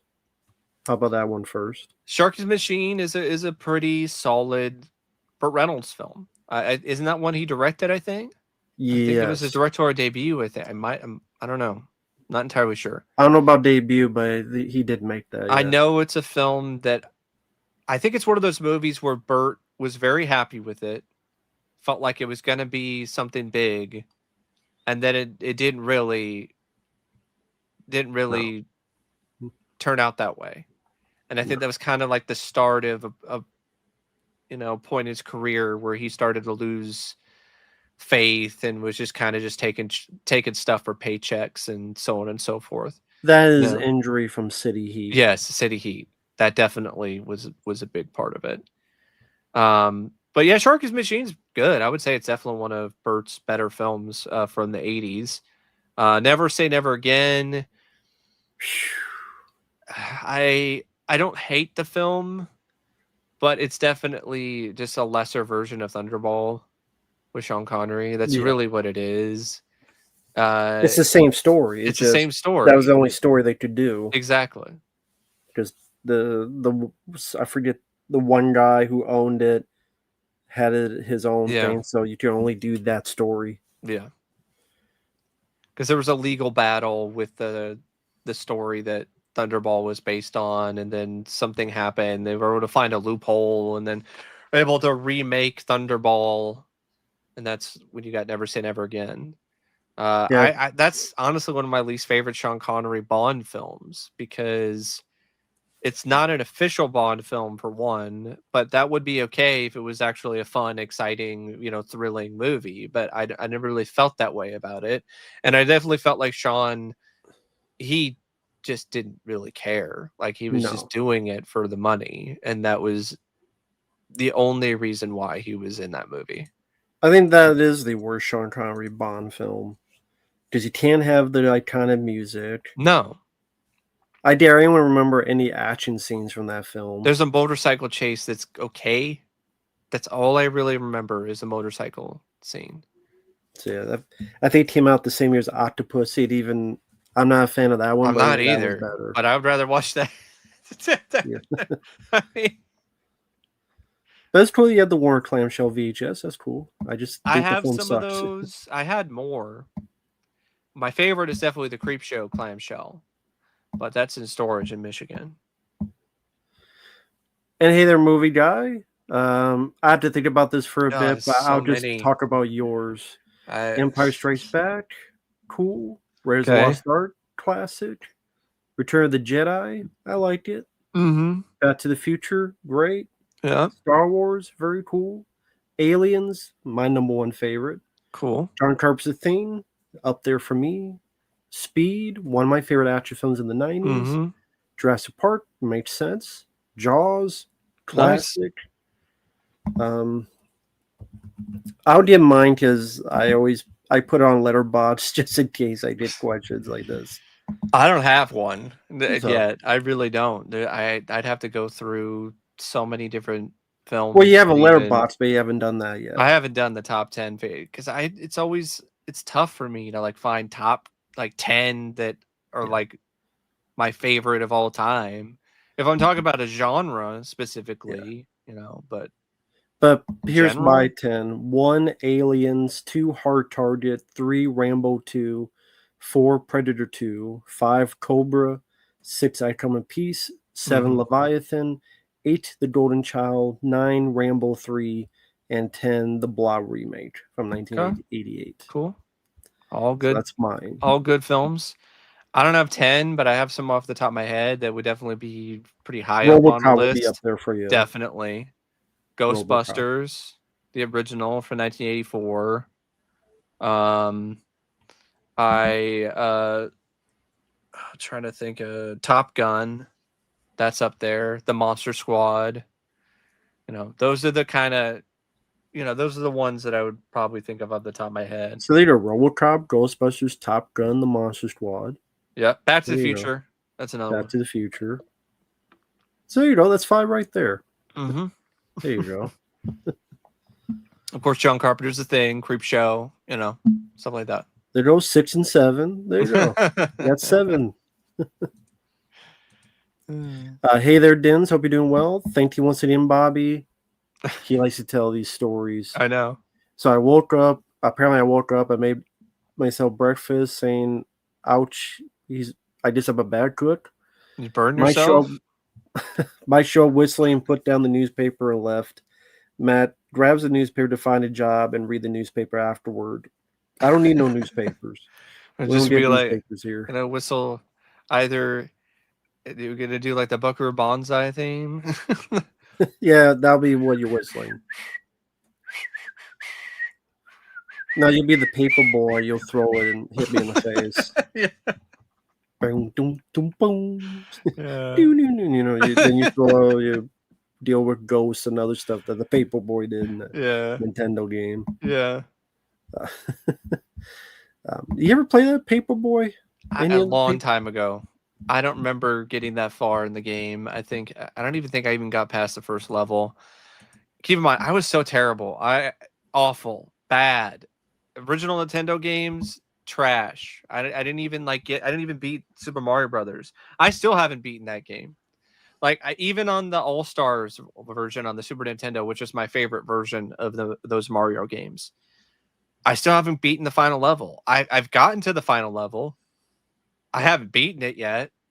It's so fucking hard. There's just so many fucking things you have to do in order to get past, the I can beat it. enemies. I know you could. I can beat it.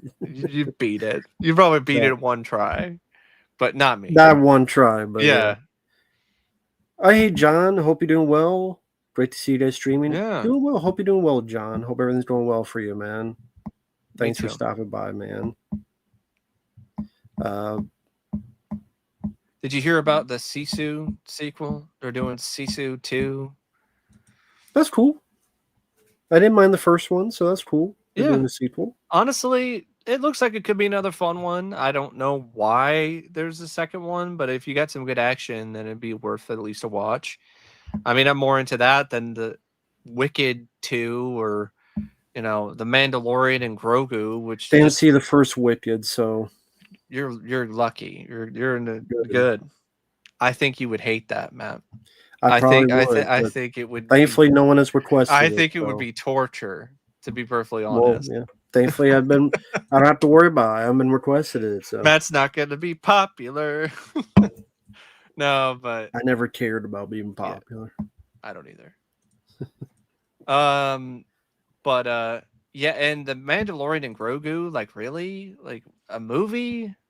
It looks like they just had leftover stories for a season of the show that they didn't want to spend the money on, so they just decided to make a movie. That's literally what it looks like. I liked the first 2 seasons. I never saw the third, but yeah, the trailer was underwhelming. Okay, Sigourney Weaver's in it, but there was nothing really to be excited about, not plot-wise, not even really action-wise. No. There was nothing that really made you go, I need to see it. It looked like it's a streaming episode movie. of a show. It looks like an episode of the show. It does. Nothing about streams you guys see in cinema. No. So. And that's what a lot of films are lately, I've noticed. Nothing about it is like, I have to go see this in the theater. It's like, oh, I could just wait. Yeah. I mean, I still like The Mandalorian season 1 and 2. I have the steel books over there, the Blu-rays. Yeah, I have the 4K. I didn't get the third season. I didn't watch it. And I've heard this. I've heard really bad things, so I didn't even bother buying the third season. But yeah. I mean, I would get it if I found it for cheap somewhere. That's it, though. Like, I'm not spending full price on blind buy stuff or stuff I've heard bad things about anymore. I'm not doing that. Yeah. Like, if I've even actually decided I'm going to sell. I've already decided to add a handful of Vinegar Syndrome stuff to my sell pile. Because I'm like, I'm not going to fucking watch Night Beast. I'll just burn the Blu-ray. Sell this shit. I don't need Night Beast. I don't need this. Oh, hey there, Premiere. Hope you're doing well. Hey, Matt and Mike. How are Yep, evening's going well so far. Thank you, man. Hey there, Aragorn. Hey there, a Tenchi fan. Din's working on a new intro animation for your game series. Very cool. Wish you luck on that. I don't know how to do any of that, so. To have not seen The Last Shot, Antonio T. Oh, thank you, Nippy. What do you guys think of the Roger Moore and other Connery Bond films? I'll speak on it first. Yeah. I like a lot of them. I didn't grow up with them as a kid. The only ones I saw back in the day was the Pierce Brosnan movies and maybe Mm-hmm. License to Kill, Mm-hmm. which I enjoy those. Well, GoldenEye's my favorite. Tomorrow Never Dies, I think, is underrated. I Yeah. do like License to Kill. Connery, my favorite is Goldfinger. I like Doctor No. I actually like You Only Live Twice. Yeah, it's a good one. Diamonds Are Forever I could watch, although it's silly. Mm-hmm. Um, Roger Moore, my favorite of his is The Spy Who Loved Me. Yeah. Nobody Does It Better, really good Yes. song. I like Live and Let Die. Moonraker I have to watch again. I know that's very Star Wars inspired. Yeah. I don't remember much about it though. I know Richard Keel's in it as Jaws. Moonraker's one I want to like more than I do. Yeah, I remember that was my first thought. I like what was the it was For like the Your more Eyes Only. serious. Yeah, For Your Eyes Only. I did like that one because I thought it was cool. Yes. Roger Moore trying to do a bit more serious. That's probably my second favorite Moore movie. Is that one for sure? And what was your first? It would be Spy Who Loved Me. Oh, Like cool. I love that movie. It's one of my favorite Bond films, and like the Lotus is one of the coolest Bond cars. That is my favorite Bond car, to be honest. Is That's the a cool Lotus. car. Your thoughts? So with Connery, I'm not as like I like Connery Bond and a lot, but he's not my favorite Bond. Like he is for a lot of people. You know, I'm the oddball whose favorite Bond is Timothy Dalton. Like I know he's only been in 2 films, but I really like his Bond portrayal. But I also really like Pierce Brosnan. And I did definitely grow up more with Dalton and Brosnan, so that's definitely maybe a little bit of it. But I also grew up with Connery and Bond because my mom was a big Bond fan, and we bought all the Bond films on DVD from Costco, you know, and Hmm. we would watch them a lot, including all the special features and all that other stuff. So like you know, I grew up watching a lot of Bond, and that's definitely a franchise I would really like to revisit sometime or try to actually cover all of them because I do have a lot of nostalgia associated with Bond. And the Daniel Craig series, which I also really like as well. Half of it anyway. You know, really started to fall off to me after Skyfall. Because Skyfall is honestly one of my favorite Bond films of all time. But with Connery, I would probably say, you know, Goldfinger's definitely up there. I might give the edge to You Only Live Twice though, but I still really like Goldfinger. Dr. No is fine. From Russia with Love, I was not super big on. I know a lot of people really like it, but I don't hate it. It's just I never really liked it as much as some of the other Bond films, like you know, Connery Yeah, there's Bond, other Bond films I like more. Thunderball. I could have some fun with, but it's definitely got some problems. Same thing goes for Diamonds Are Forever. That was when Connery was really because that was after On Her Majesty's Secret Service, and that was like when Connery was like, "All right, pay me, I'll do another Yeah. one." But I could have some fun with it for what it is. The Roger Moore Bond films, I would definitely say my favorite is Spy Who Loved Me. Close second, For Your Eyes Only. Um, there are ones that I can have some fun with for bits and pieces, like Live and Let Die. Octopussy, I'm not the biggest fan of, but there are some good stunts in that.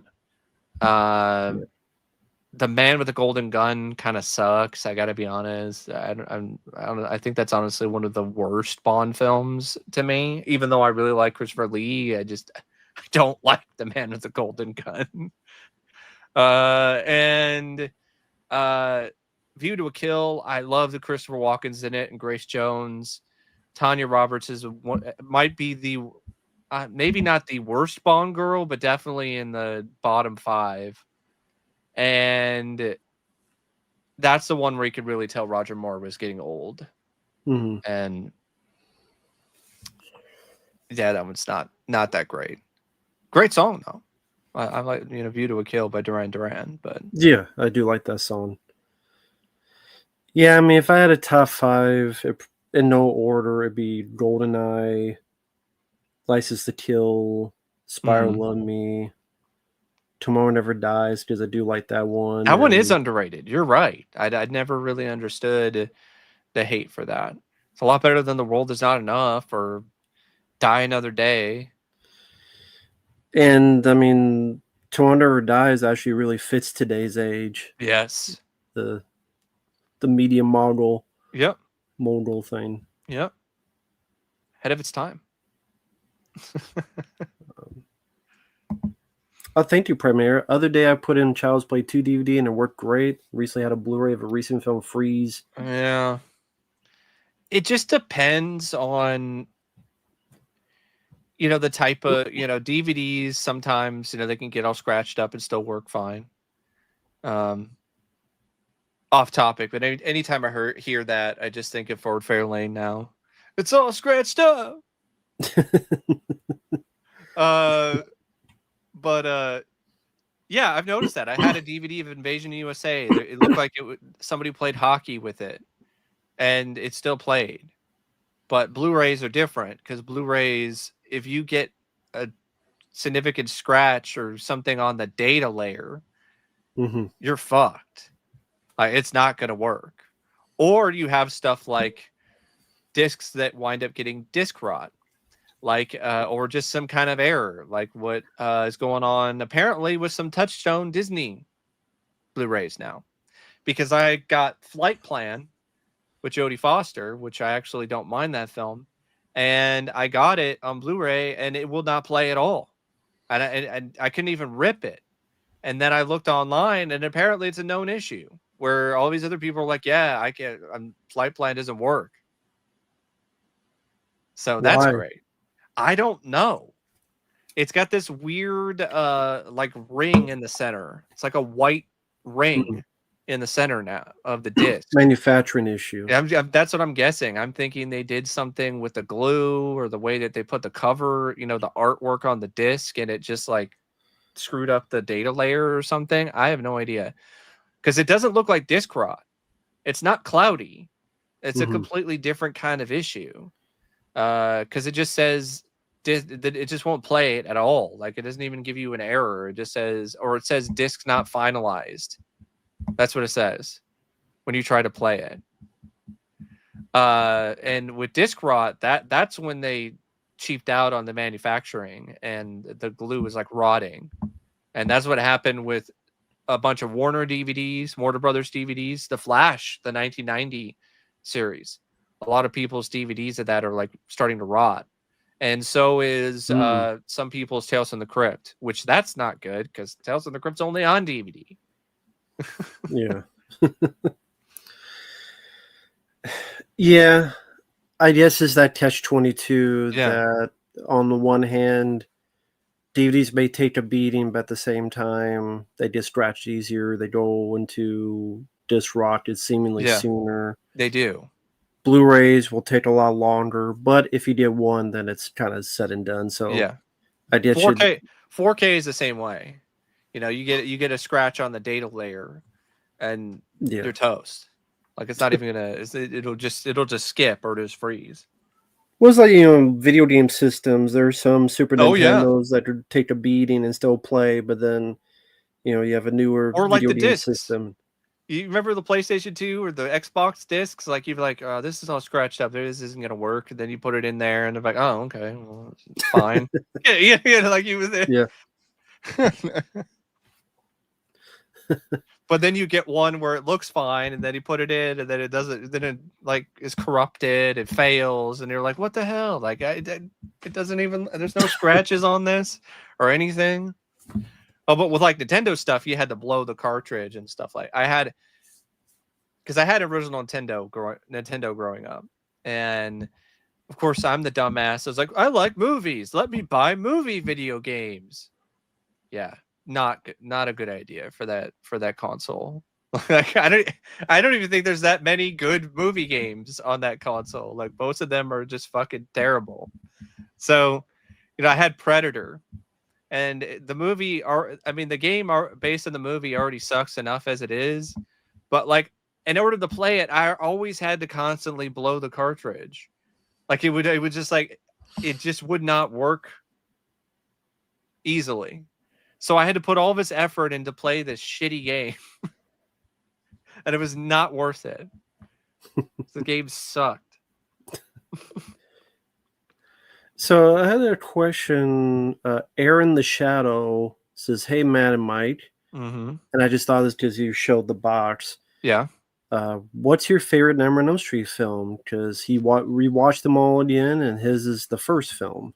That's his favorite. I really like the first, and I definitely enjoy the fourth one. But off the top of my head, I'm probably gonna have to go with Dream Warriors. But I do also really like Part 4, and I like the first film, and I like, the second movie despite some of its flaws, and I like New Nightmare, and I actually do enjoy Freddy's Dead. I think it's actually underrated. Dream Child, not big on, and the remake is fucking trash. I refuse to even own it. I don't. The only way I'll have that is somebody sends it to me. Like that's it. Like I'm not buying. I'm not paying a single fucking cent for it. What if it comes out of 4K from like Arrow Video? Like I'm not buying that. Why the fuck would I want to buy the Nightmare on Elm Street remake for $35 or $40? Like I'm not doing that. Well, my favorite would be Part 4, The Dream Master. Yeah, that's my favorite. A. I don't think they're going to release those separately, but maybe one day someone will sell a 4K. I would really. It's cool that they got on 4K. I would only really want the fourth one because it's my favorite. Yeah. Yeah. That'd be maybe wait till the regular box set goes on sale, because I guarantee that's gonna get discounted. It's out of print. The regular one. Oh, the regular release, non-steelbook. Yeah, I can just wait on that. And then we'll get it there. Sorry, Max Payne. I keep looking at your thing quickly, and I keep thinking it's My Little Pony fan, but it's MP fan. Sorry. I still have to rebuy Batman Volume 1 because some episodes won't play or keep skipping. Batman? Volume 1, I guess DVD. Oh, the animated series? Yes, that's a known problem. And also, that is a known bootlegged set as well. So that's something to also keep in mind. Because I thought I had the original DVD box set of that show, but it was a bootleg the entire time. It was not an official release. And I could tell eventually when I knew what to look for. Misspellings on the cover art, different sort of things that don't match the official box. And then the big tell-all is when you put the disc into a disk drive, if you have a disk drive connected to a PC, which not everybody does, because a lot of PCs don't even have disk drives anymore. And you put it in there, and it'll show that it's a single layer disk. So it'll show that it's only like 4.7 gigabytes or whatever, and it should be a dual layered disk if it's an official release. Although sometimes studios cheap out on that too. Like with Buffy the Vampire Slayer, I bought it, what I thought was a bootleg, and I did return it. But then I found out from the Buffy community that they were like, no, that's actually an official release. It's just shitty. And I'm like, wow, great. They didn't even bother to put it on dual layered discs, and it was actually an official release. Well, thank you, Sean. Thank you for your kindness tonight. I really do appreciate it. So his least favorite Sean Connery film outside of Bond. So his favorite is Last Crusade. Good one. Least favorite, Fine Madness. Mind you, too, I did not see Sir Billy, which was a terrible animated film that he has a voice in. Or The Avengers with the Care Bears. Yeah. But yeah, I could tell those are worse. Yeah, Sir Billy is the worst. Because I've seen that. I reviewed it. It's a terrible, cheap animated film. I think maybe the last thing he ever did. Yeah. Real quickly, I would say Bife, which I look forward to the 4K from Arrow Video. My Mm-hmm. favorite is Outland. Yes. I don't That's a like good the pick. cover. That cover sucks. It's I got don't. the original under it, which is cool. Yeah. But I don't know what the fuck's up with that new cover. I don't know either. It doesn't match the tone of the film at all. Like I Cute don't get Dayglow. it. What's your favorite Sean Connery film that's not Last Crusade or Bond? The Hunt for Red October. Yeah. And do you have a least favorite? I'm looking at his filmography here, but yeah, The Hunt for Red October is just one of my all-time favorite films. Once more, we play our dangerous game with our most dangerous. No, actually, it's a. Once more, we play the most dangerous game with our most deadly adversary, the American Navy. Outland is up there. It's a great one as well. He's great in Highlander, of course. Last Crusade. Yeah, The Rock is great. That's a great one. He's really good in that too. In terms of like worst, I really don't. I mean, it's pretty fucking bad and sort of the Valiant. Yeah, that's pretty bad. You look like a Christmas tree. Yeah, that might be up there. And Meteor is a turd too. Meteor shit. Yeah. So.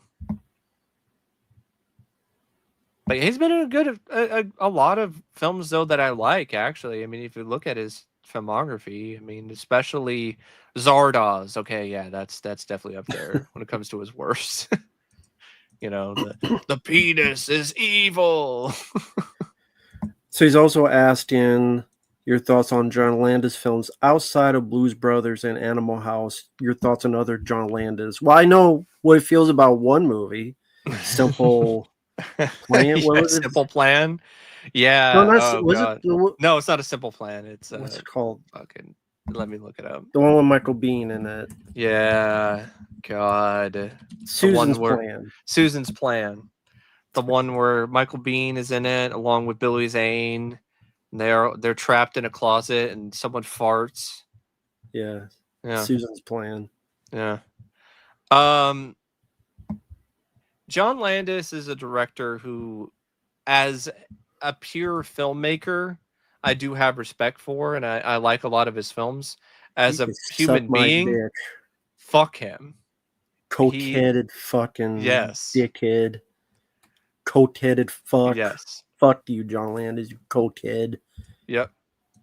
Fucking coat-headed fuck. Anyway, sorry, go ahead. No, I don't blame you. Like, whenever you think of John Landis, like, you can't, like, when you know about the Twilight Zone incident and you know why it happened, like, everyone should have that reaction. If you ask fucking me. coat-head. He should have been convicted. He should have been held responsible. It should have been Someone guilty. should have farted in his face. But yeah, Bear Hill's top 3 is pretty bad. Oh, that's fucking terrible. But when it comes to like other films, not Animal House, Blues Brothers, I mean, his best to me, outside of those, is An American Werewolf in London. That's my favorite werewolf movie. I love that film. I don't mind some of other films he's done. Like, I like Kentucky Fried Movie. I like Spies Like Us. I enjoy Three Amigos. That's a childhood favorite of mine. Those are fun. You know, I didn't mind some of the segments he did in Amazon Women on the Moon. Yeah. Video Date in particular, that was pretty funny. Coming to America, the one I grew up with, but you know, I would say there are other films he's done that I like more. Yeah, I like Oscar, Trading Places. Innocent Blood is interesting, but it's not great. But I would say I would take that over anything he did after that. Like, Innocent Blood, as flawed as that film is, like, it's way better than Beverly Hills Cop 3 and The Stupids and Blues Brothers 2000 and Susan's Plan. He made a lot of terrible shit in the 90s. With Natasha Kinski, Billy Zane, Michael Biehn, and Dan Aykroyd. Is that Rob Schneider? Is he also in this? Yeah, I forgot. Would He you is be in that too. surprised? He is. He was in that. And Bill Duke, Adrian Paul, the other Yeah. Highlander, Thomas Hayden Church. No, there will be no Zardoz costume I'll be wearing this Halloween. I think you two would get mad about that anyway. Yeah. Another Landis film, Into the Night, I didn't really care for that much. It's a lesser version of After Hours to me personally.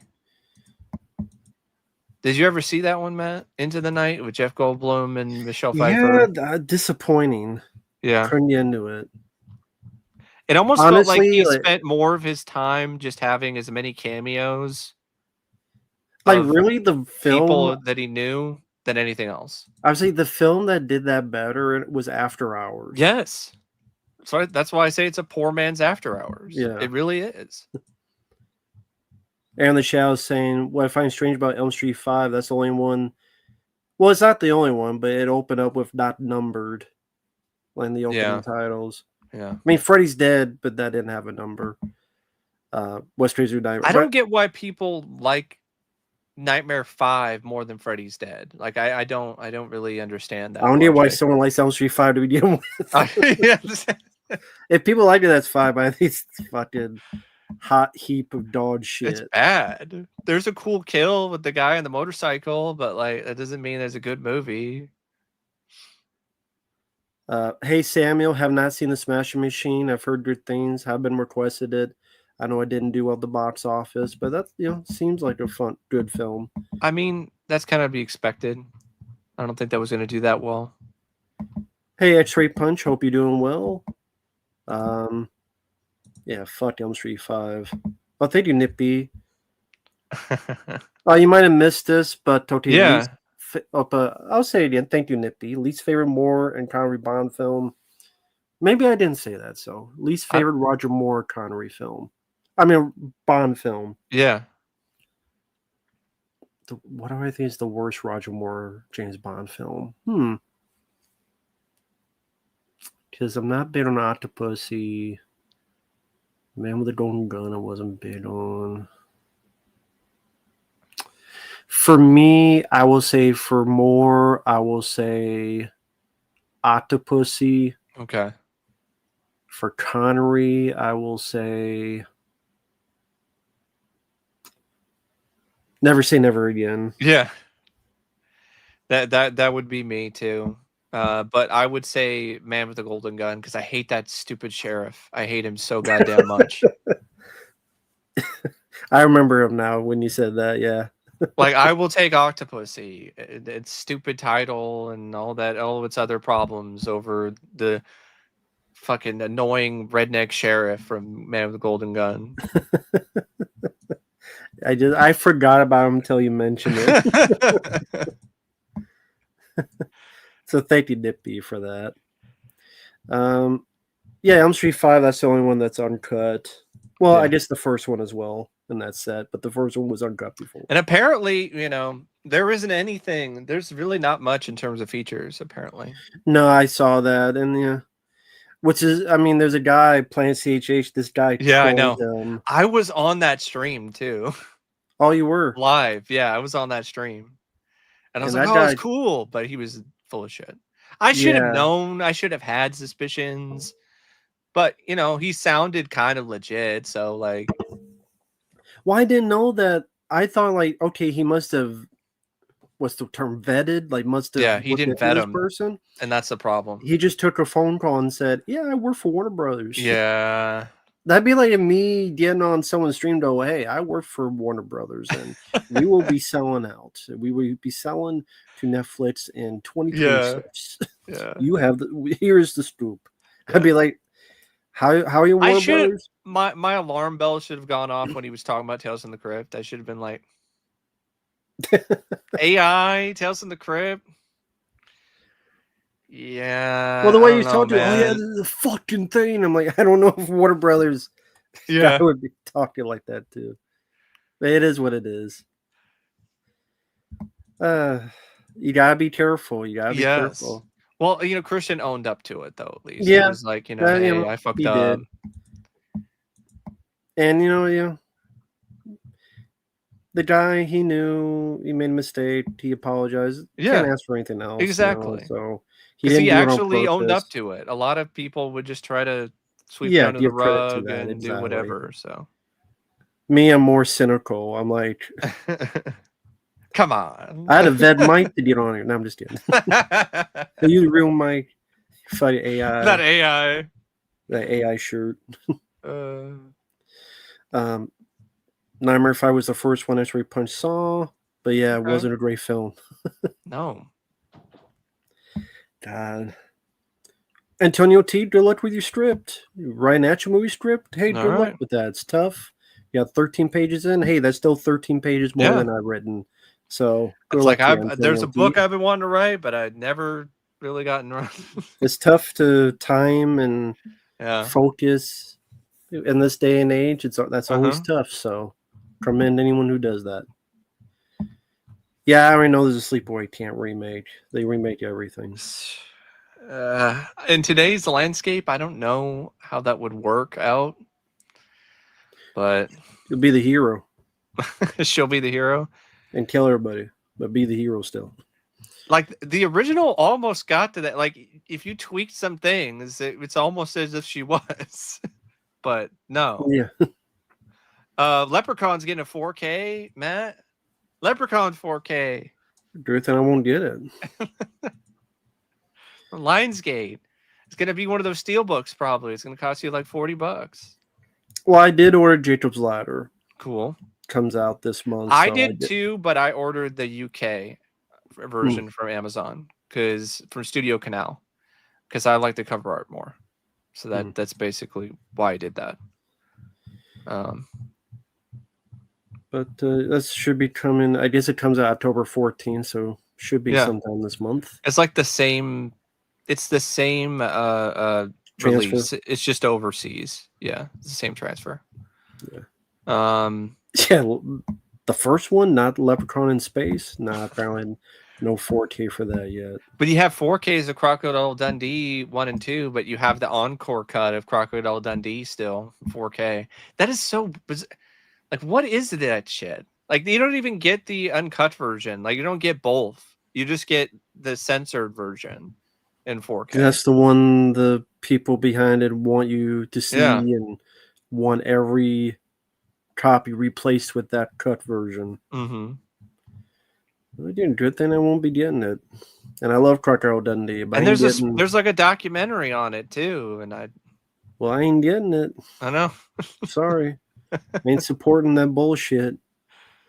There was something overseas, like a DVD or something, that's even more of the uncut, like that was Australian. That has because when it went to America the first time, there were some things they changed. Yeah. So I know there's a cut that's even more just some dialogue, uncensored changes. And I used to have that. I think I could find that again. Dogma is getting a 4K. Probably pick that up sometime. I sold my Blu-ray recently, so that's why I'll probably pick up the 4K. I think I probably will wind up getting the Lionsgate one. I'll just wait till it's on a pre-order. I'm not going to get the Umbrella release. It's just too expensive, and I don't. And importing now from Australia is way too pricey. It was already pricey before, but now with tariffs and everything, it's just insanely more expensive. Did you hear because I think you ordered from these Retro Gold. Yeah, I did. And best of the best. Did you ever get it? No, I didn't. Well, did you hear that first so I guess they didn't tell you, they weren't going to ship overseas because of tariffs, even though it doesn't deal with physical media. Yeah. Then they said, well, we can ship it, but it's $80 to ship it. Fuck me, man. Because Fabio, he ordered Street Night. Oh, I did get Street Night. But then they said, no, we can't send it because of that. Well, we could send it DHL, but it costs you $80 God damn. more to ship. Just $80 and it's not to a bad. ship it. It's actually a pretty decent release. It's just, yeah, I good timing on my part, I guess. Yeah. But it's on eBay too if people want to stream that copy. Yeah. But with Best of the Best, don't even get it from them. Just go get the UK 4-pack that's going to be cheaper anyway. It's the same transfer, and there's no features anyway. So just get that. Pay way less. Well, the one I wanted by Candia is Life After Fighting. Oh, yeah. But I'm surprised that hasn't gotten released from somebody in the United States. I'm really surprised by that. no one wanted to pick it up. But Vinegar Syndrome will pick up stuff like Romeo and Juliet and Ruby. Don't get me started on Vinegar Syndrome. And the man who could cheat death, or King of the Gypsies. But thank you, man. I appreciate it. Did you guys ever used to dress up for Halloween as kids? And what costumes did you wear? I dressed up as Michelangelo one year. I wanted to be Raphael, but all the Raphael costumes were sold out, so I had to be Mikey. I dressed up as Batman, a couple different versions of Batman. I dressed up as Batman for the Batman animated series. I dressed up as Batman Beyond. I dressed up as Zorro one year. I don't really remember the other costumes. So I was a football player one time. I remember this. I had to be like a San Francisco 49er one year, and I wanted to be a cowboy. There were no cowboy costumes. And that was like, thinking back, that's like, that should have like burned my skin. Like it's just, it makes me itch just thinking about wearing a fucking Niners gear. So you hate the Niners. Fuck the Niners. Ruined my season 2 years in a row. But yeah, no, I don't like the Niners. So request a 49ers stream for Mike. And then I was also one of the Power Rangers. I was the Blue Ranger. I was Billy, and I wanted to be Jason, but the Red Ranger outfit. That's what always happened. I think my parents waited way too long to get Halloween costumes, so it was always left with, the second choice or the third choice. I didn't get the costume, but I remember this, and it still cracks me up. They made kids Jason X costumes back when Jason X came out. I remember seeing them, and I was like, Uber Jason. Kids Uber Jason costumes. Okay. And they look just about as ridiculous as you think they would. For me, we lived in the middle of nowhere, so we didn't get to trick or treat much. Once in a while, I just had like a hockey mask. Okay. Like glow in the dark one. Yeah. That's pretty much it. And by the time I got into middle school, just wasn't doing it. I think I know we just I wanted to be, I wanted to do the big popular costume around like sometime in the 90s, early 2000s. It was the Scream costume that had like this mask that like bleeds. I always wanted that, but of course my parents are like, no horror, no blah blah blah. But my friends had the that costume. And I also was as an adult, like I did a couple things. I dressed up for work, and I was Maverick one year. Like I had the jumpsuit and everything, and I had like the dog tags. And a lot of times I'm just lazy. Like there were years where I would just be like Superman, but like Clark Kent, have like just a suit, like just a dress shirt and like a Superman t-shirt underneath and like dress pants. And that's about it. Or I would just wear, my Jason Voorhees hockey jersey. Just wear that. I'll probably do that again, that I got from Spirit Halloween. I'll just probably wear that for, Halloween again. Cool. I've always wanted to do stuff like Ghostbusters would be fun, but I never really, like one year I was thinking really was going to do it, but like it was just too expensive, and I, to do it right. But, and I have glasses. I just be naked, but I get arrested. Yeah, I have glasses, and that makes it like I don't want to wear masks because I can't see, Right. I mean, if I didn't have to wear glasses, I'd go as Jason like a lot, but I can't. Like that looks stupid anyway. Like a mask over glasses, it looks dumb. So Max Payne dressed up as a Power Ranger on a few occasions, and Sub-Zero and Scorpion. Very cool. Predator dressed up as Godzilla and Spider-Man, and Ghostface. Very cool. Nice. Premier asks, have you your thoughts on Sleepy Hollow? I like Sleepy Hollow. If you're talking about the Tim Burton film, I Yeah. actually have a review of that on the channel. I even wrote about Sleepy Hollow for a film class in college, and I got like an A on that paper. Very cool. So yeah, I like it. I would say it's definitely one of Burton's better films from that particular era of his. Very cool. It does have some, like, Christopher Walken is a little too much for me. I just think, like, come on. Like, I get it, but at the same time, that is way too over the top. You know, the like, yeah, it's like, a bit much. It's like, ease down, tone it down a little there. We're almost getting to Willem Dafoe's Green Goblin territory here, or we're already there.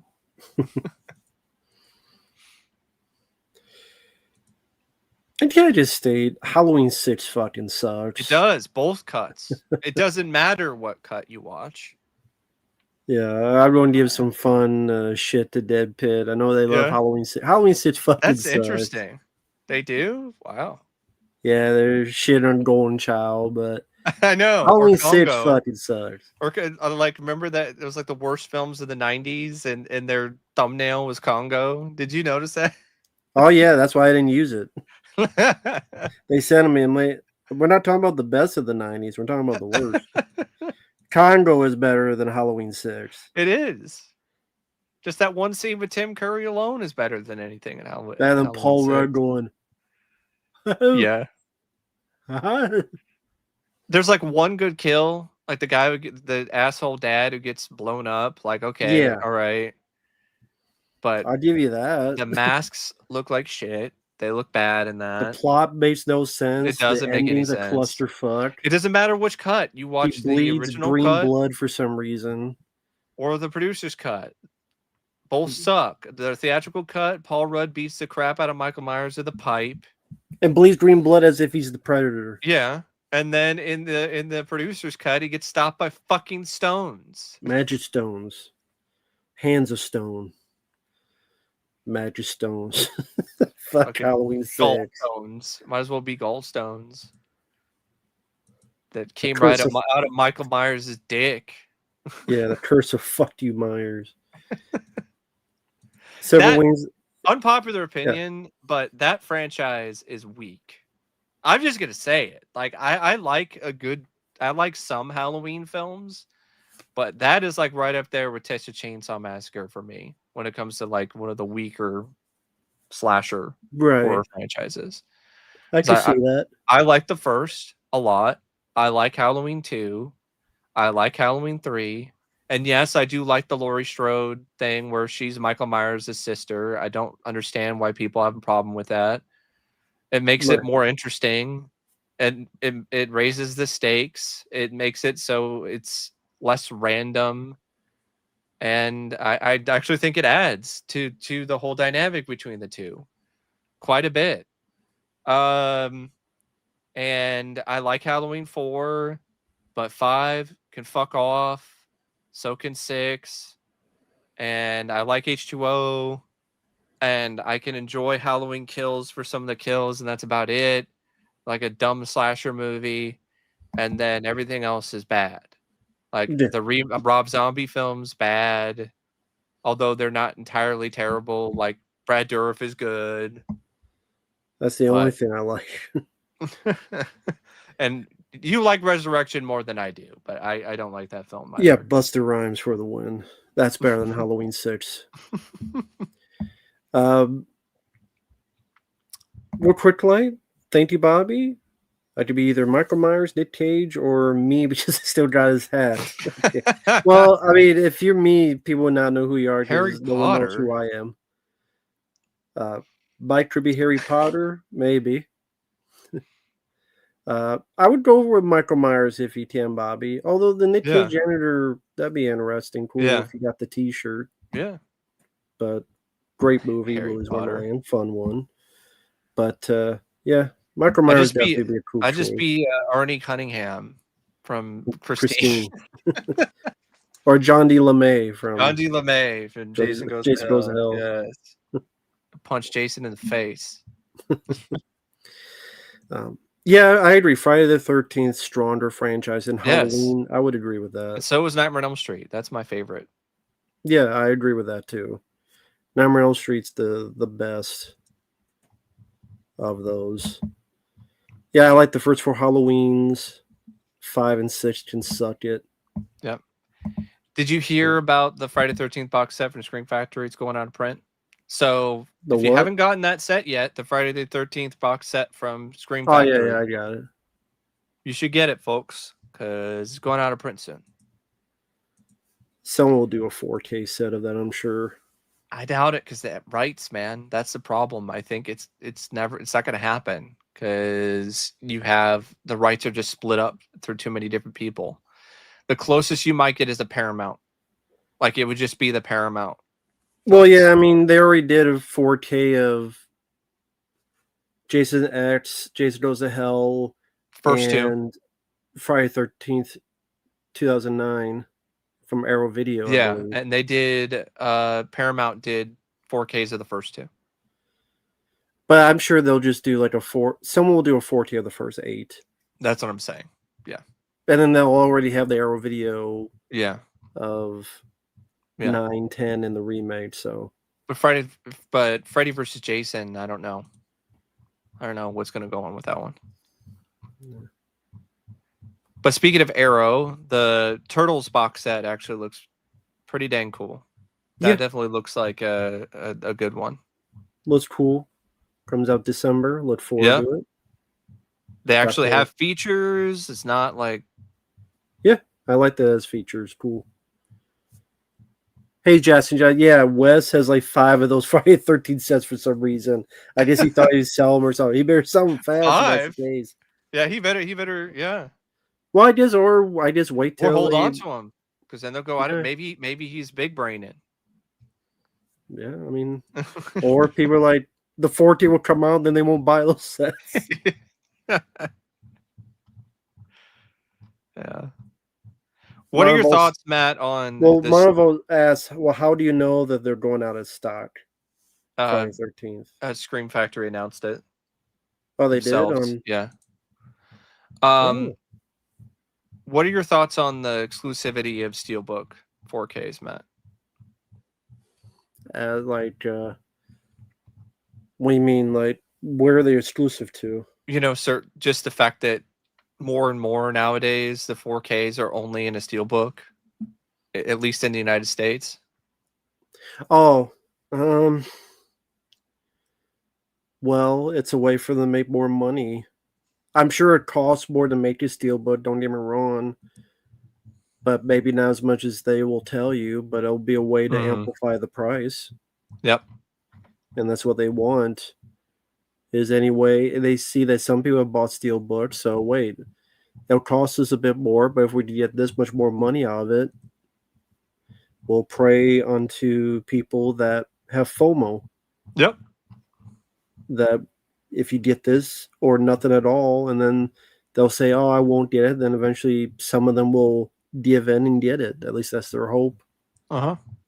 So, I mean, I don't buy as much nowadays unless it's a favorite film of mine. I'll get it, or it's a film that's never been released, like Night of the Juggler. Yeah. Other than that, nah. I understand. I've been trying to cut back myself, but I did make a Target order recently. But I also have planned ahead of time. I'm getting rid of stuff, so then when I sell it, then I have so it covers it. So that's kind of how I look at it. That's how I've been able to like upgrade some of the Scream Factory stuff from Blu-ray to 4K. It's like, okay, we got the Target sale, buy 2 get 1 free, blah blah blah, or half off, and then sell the Blu-ray, type stuff like that. So that's what I've been doing. I don't pre-order as much stuff as I used to. I don't think I've really bought that much from Vinegar Syndrome during their sales because it really isn't They're much of a dog sale. shit. But I did take part in Kino Lorber.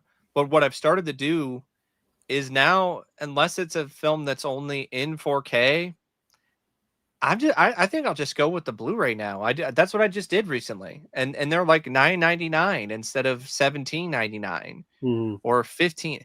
You know, the Blu-ray, and Kino does a good job. Like they put the remaster on the Blu-ray, so you still get the remastered print, version of the movie and all the features. It's just not in 4K, and it's fine with me for a good chunk of these movies. Unless there's a mistake like Night of the Juggler.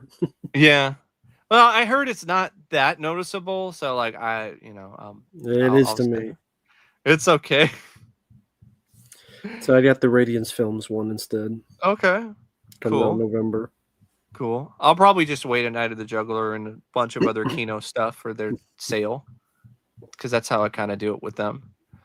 But yeah, a lot of this stuff, like I don't need it. I don't want to pay. I'm okay with the Blu-ray that I already have, or I'll just wait for a sale or something. Like it just seems like it's getting to the point where it's like a little extreme and like just too much. Mm-hmm. Like I'm not gonna do that. Like it's, and I think for some people they just want, like, I gotta have it, because it's in 4K, and I'm like, I don't necessarily have to. Like I can pass. Mm-hmm. Yeah, fuck them. And some of them, it's like I don't want River Bend. Did you hear about they're releasing River Bend on Blu-ray? The Steve James. Yeah, I ain't getting that shit. Movie sucks. It does. It's not good. I like Steve James, but that movie sucks. There's like no action. Yeah. It's not that well made. No. River Bend fucking sucks. Now you get to watch it suck in HD. No, that it's not going to make it any difference. It's not going to make it better. Jad said, Jad, you have your movies in plastic totes stacked to the ceiling yet? Close.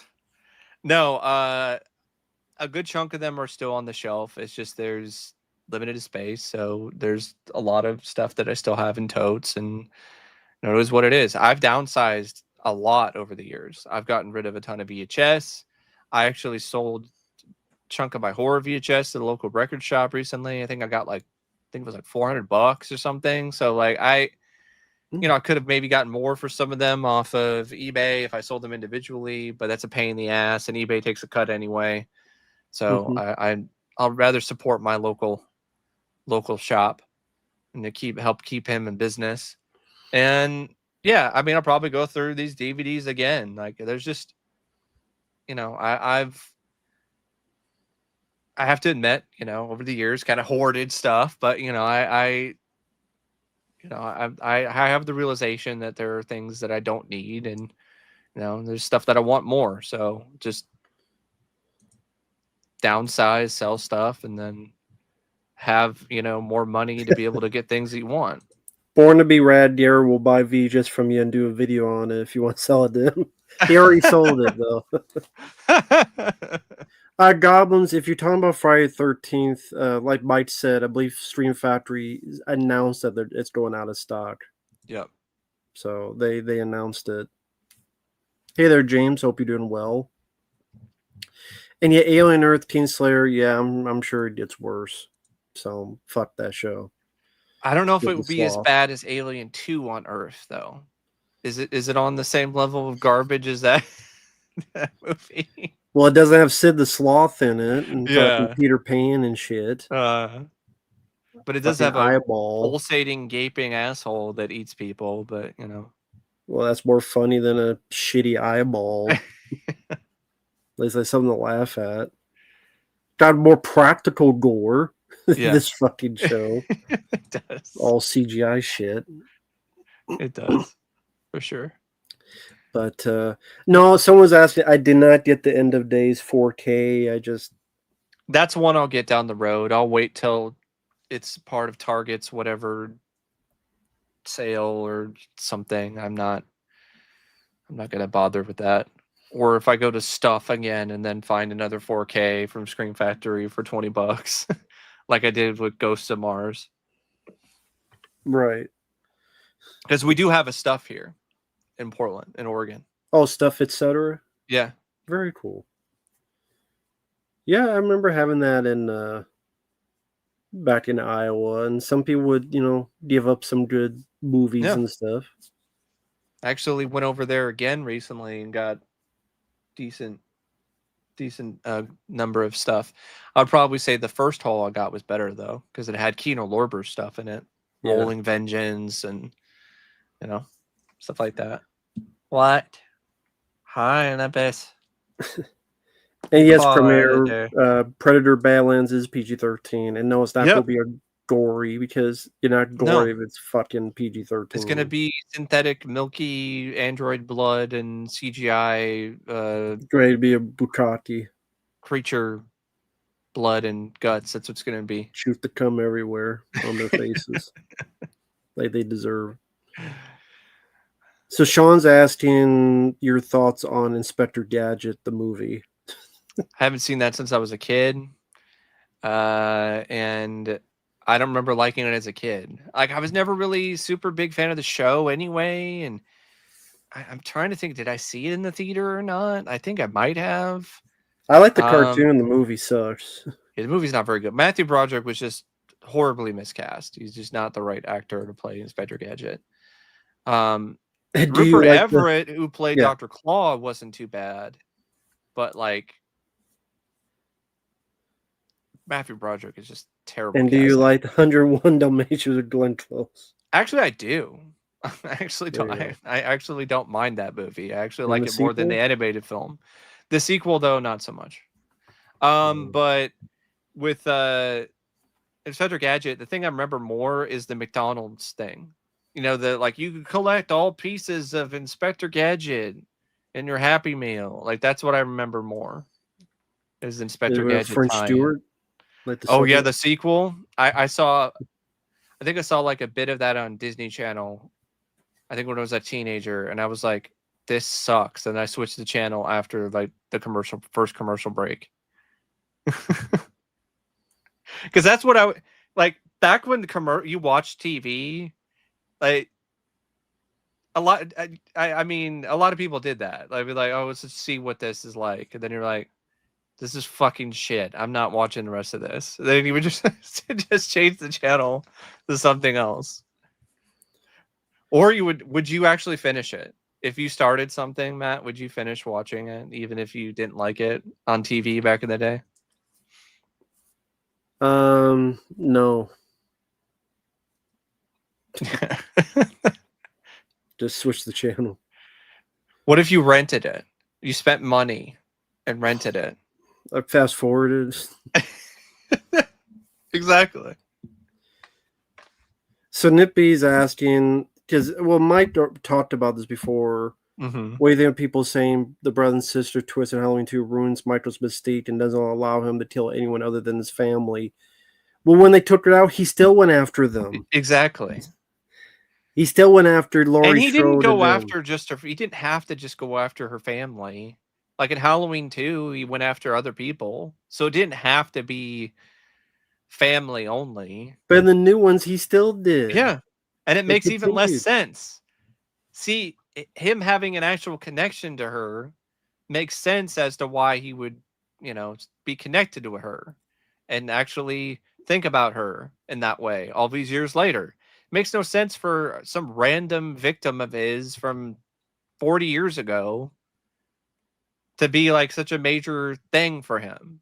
And people say, "Oh, well, she wasn't. It was the doctor who did it." Well, that's even stupider, because the only way to make it work is to make this crazy doctor set everything up like puzzle pieces. Don't ask me. I think those new films fucking... They do. But, people try to defend them, though. I've noticed that. Get Halloween Ends fans trying to, you just don't get the movie. Oh, the Christine remake? Yeah, the last one, yeah. I think And David then Gordon Green, he just wanted to troll the fans and wanted to remake Christine. That's honestly what I think happened with that. yeah, he did mention that. He did mention Christine multiple times, so there you go. He even talked to Carpenter. He's like, "Is this too much like Christine? Is this a little?" He's like, "How much you paying me?" Yeah. That's all he cares about. That's cool, Tim. I think Carpenter, he started out with a lot of passion for filmmaking, for making movies, and then I think after a large string of flops, I think he just stopped caring. And I think that's Yeah, what ultimately led to his retirement and led to, where he is now. He just doesn't care anymore. And if you think about what he went through, being called a pornographer of violence after the thing and all this other shit, like, I don't blame him. Put his heart into soul into films like Big Trouble in Little China, and they don't make any money. yeah, I get that part. Him being grumpy ass and conventions, That's messed up. that's a different thing. That's I a don't think you different need to thing. do that. But No. being upset at the industry, I would understand that. Yeah. That idea. And it's not just that. Like, apparently, I read that he was given a certain set budget for Escape from LA and for Ghost of Mars. And then last minute, they were like, no, you don't have that anymore. And then he was like, well, what the fuck am I supposed to do? So, like, I definitely get that. And also working with Chevy Chase, like, that'll definitely make you very sour on, on the industry. Yeah. For sure. Chevy Chase is a dick. But yeah, speaking of conventions, did you hear about Linda Blair and her recent Yeah, I freak saw out? your post. Yeah. Fuck Linda Blair. She's a bitch. She's a big Yeah, fat it's fucking Scaradise, hag, like cum dumpsting bitch. a Fuck Linda Blair. horror convention. A Well, family, she is a whore. they did an elaborate Exorcist cosplay, which is actually pretty cool. Where they set it up like it's the bed, and one of their oldest daughters dressed up like Reagan, and they have this other kid who's like looks like Pazuzu, and they have the mom and the dad. The mom's dressed up like the mom So in The they all did a Exorcist. big cosplay at Yeah, convention. yeah. And apparently Linda already knew about this because her handler told her about it ahead of time.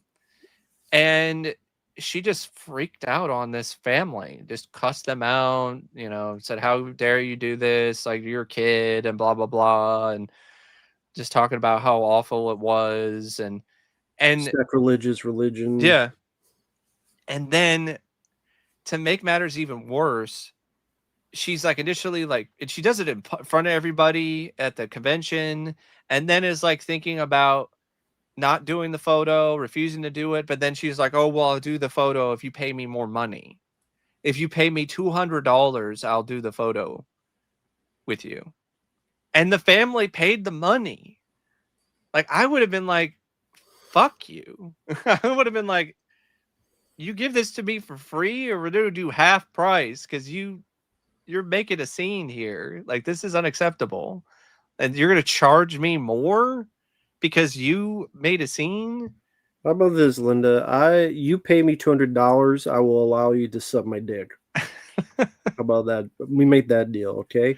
If you pay me $200, I will attempt to get into your dusty vagina and not die from getting coughing up dust and sand into my lungs. Yeah. And once I fuck the dust out, you get the fuck out of here and go the fuck home. How about that?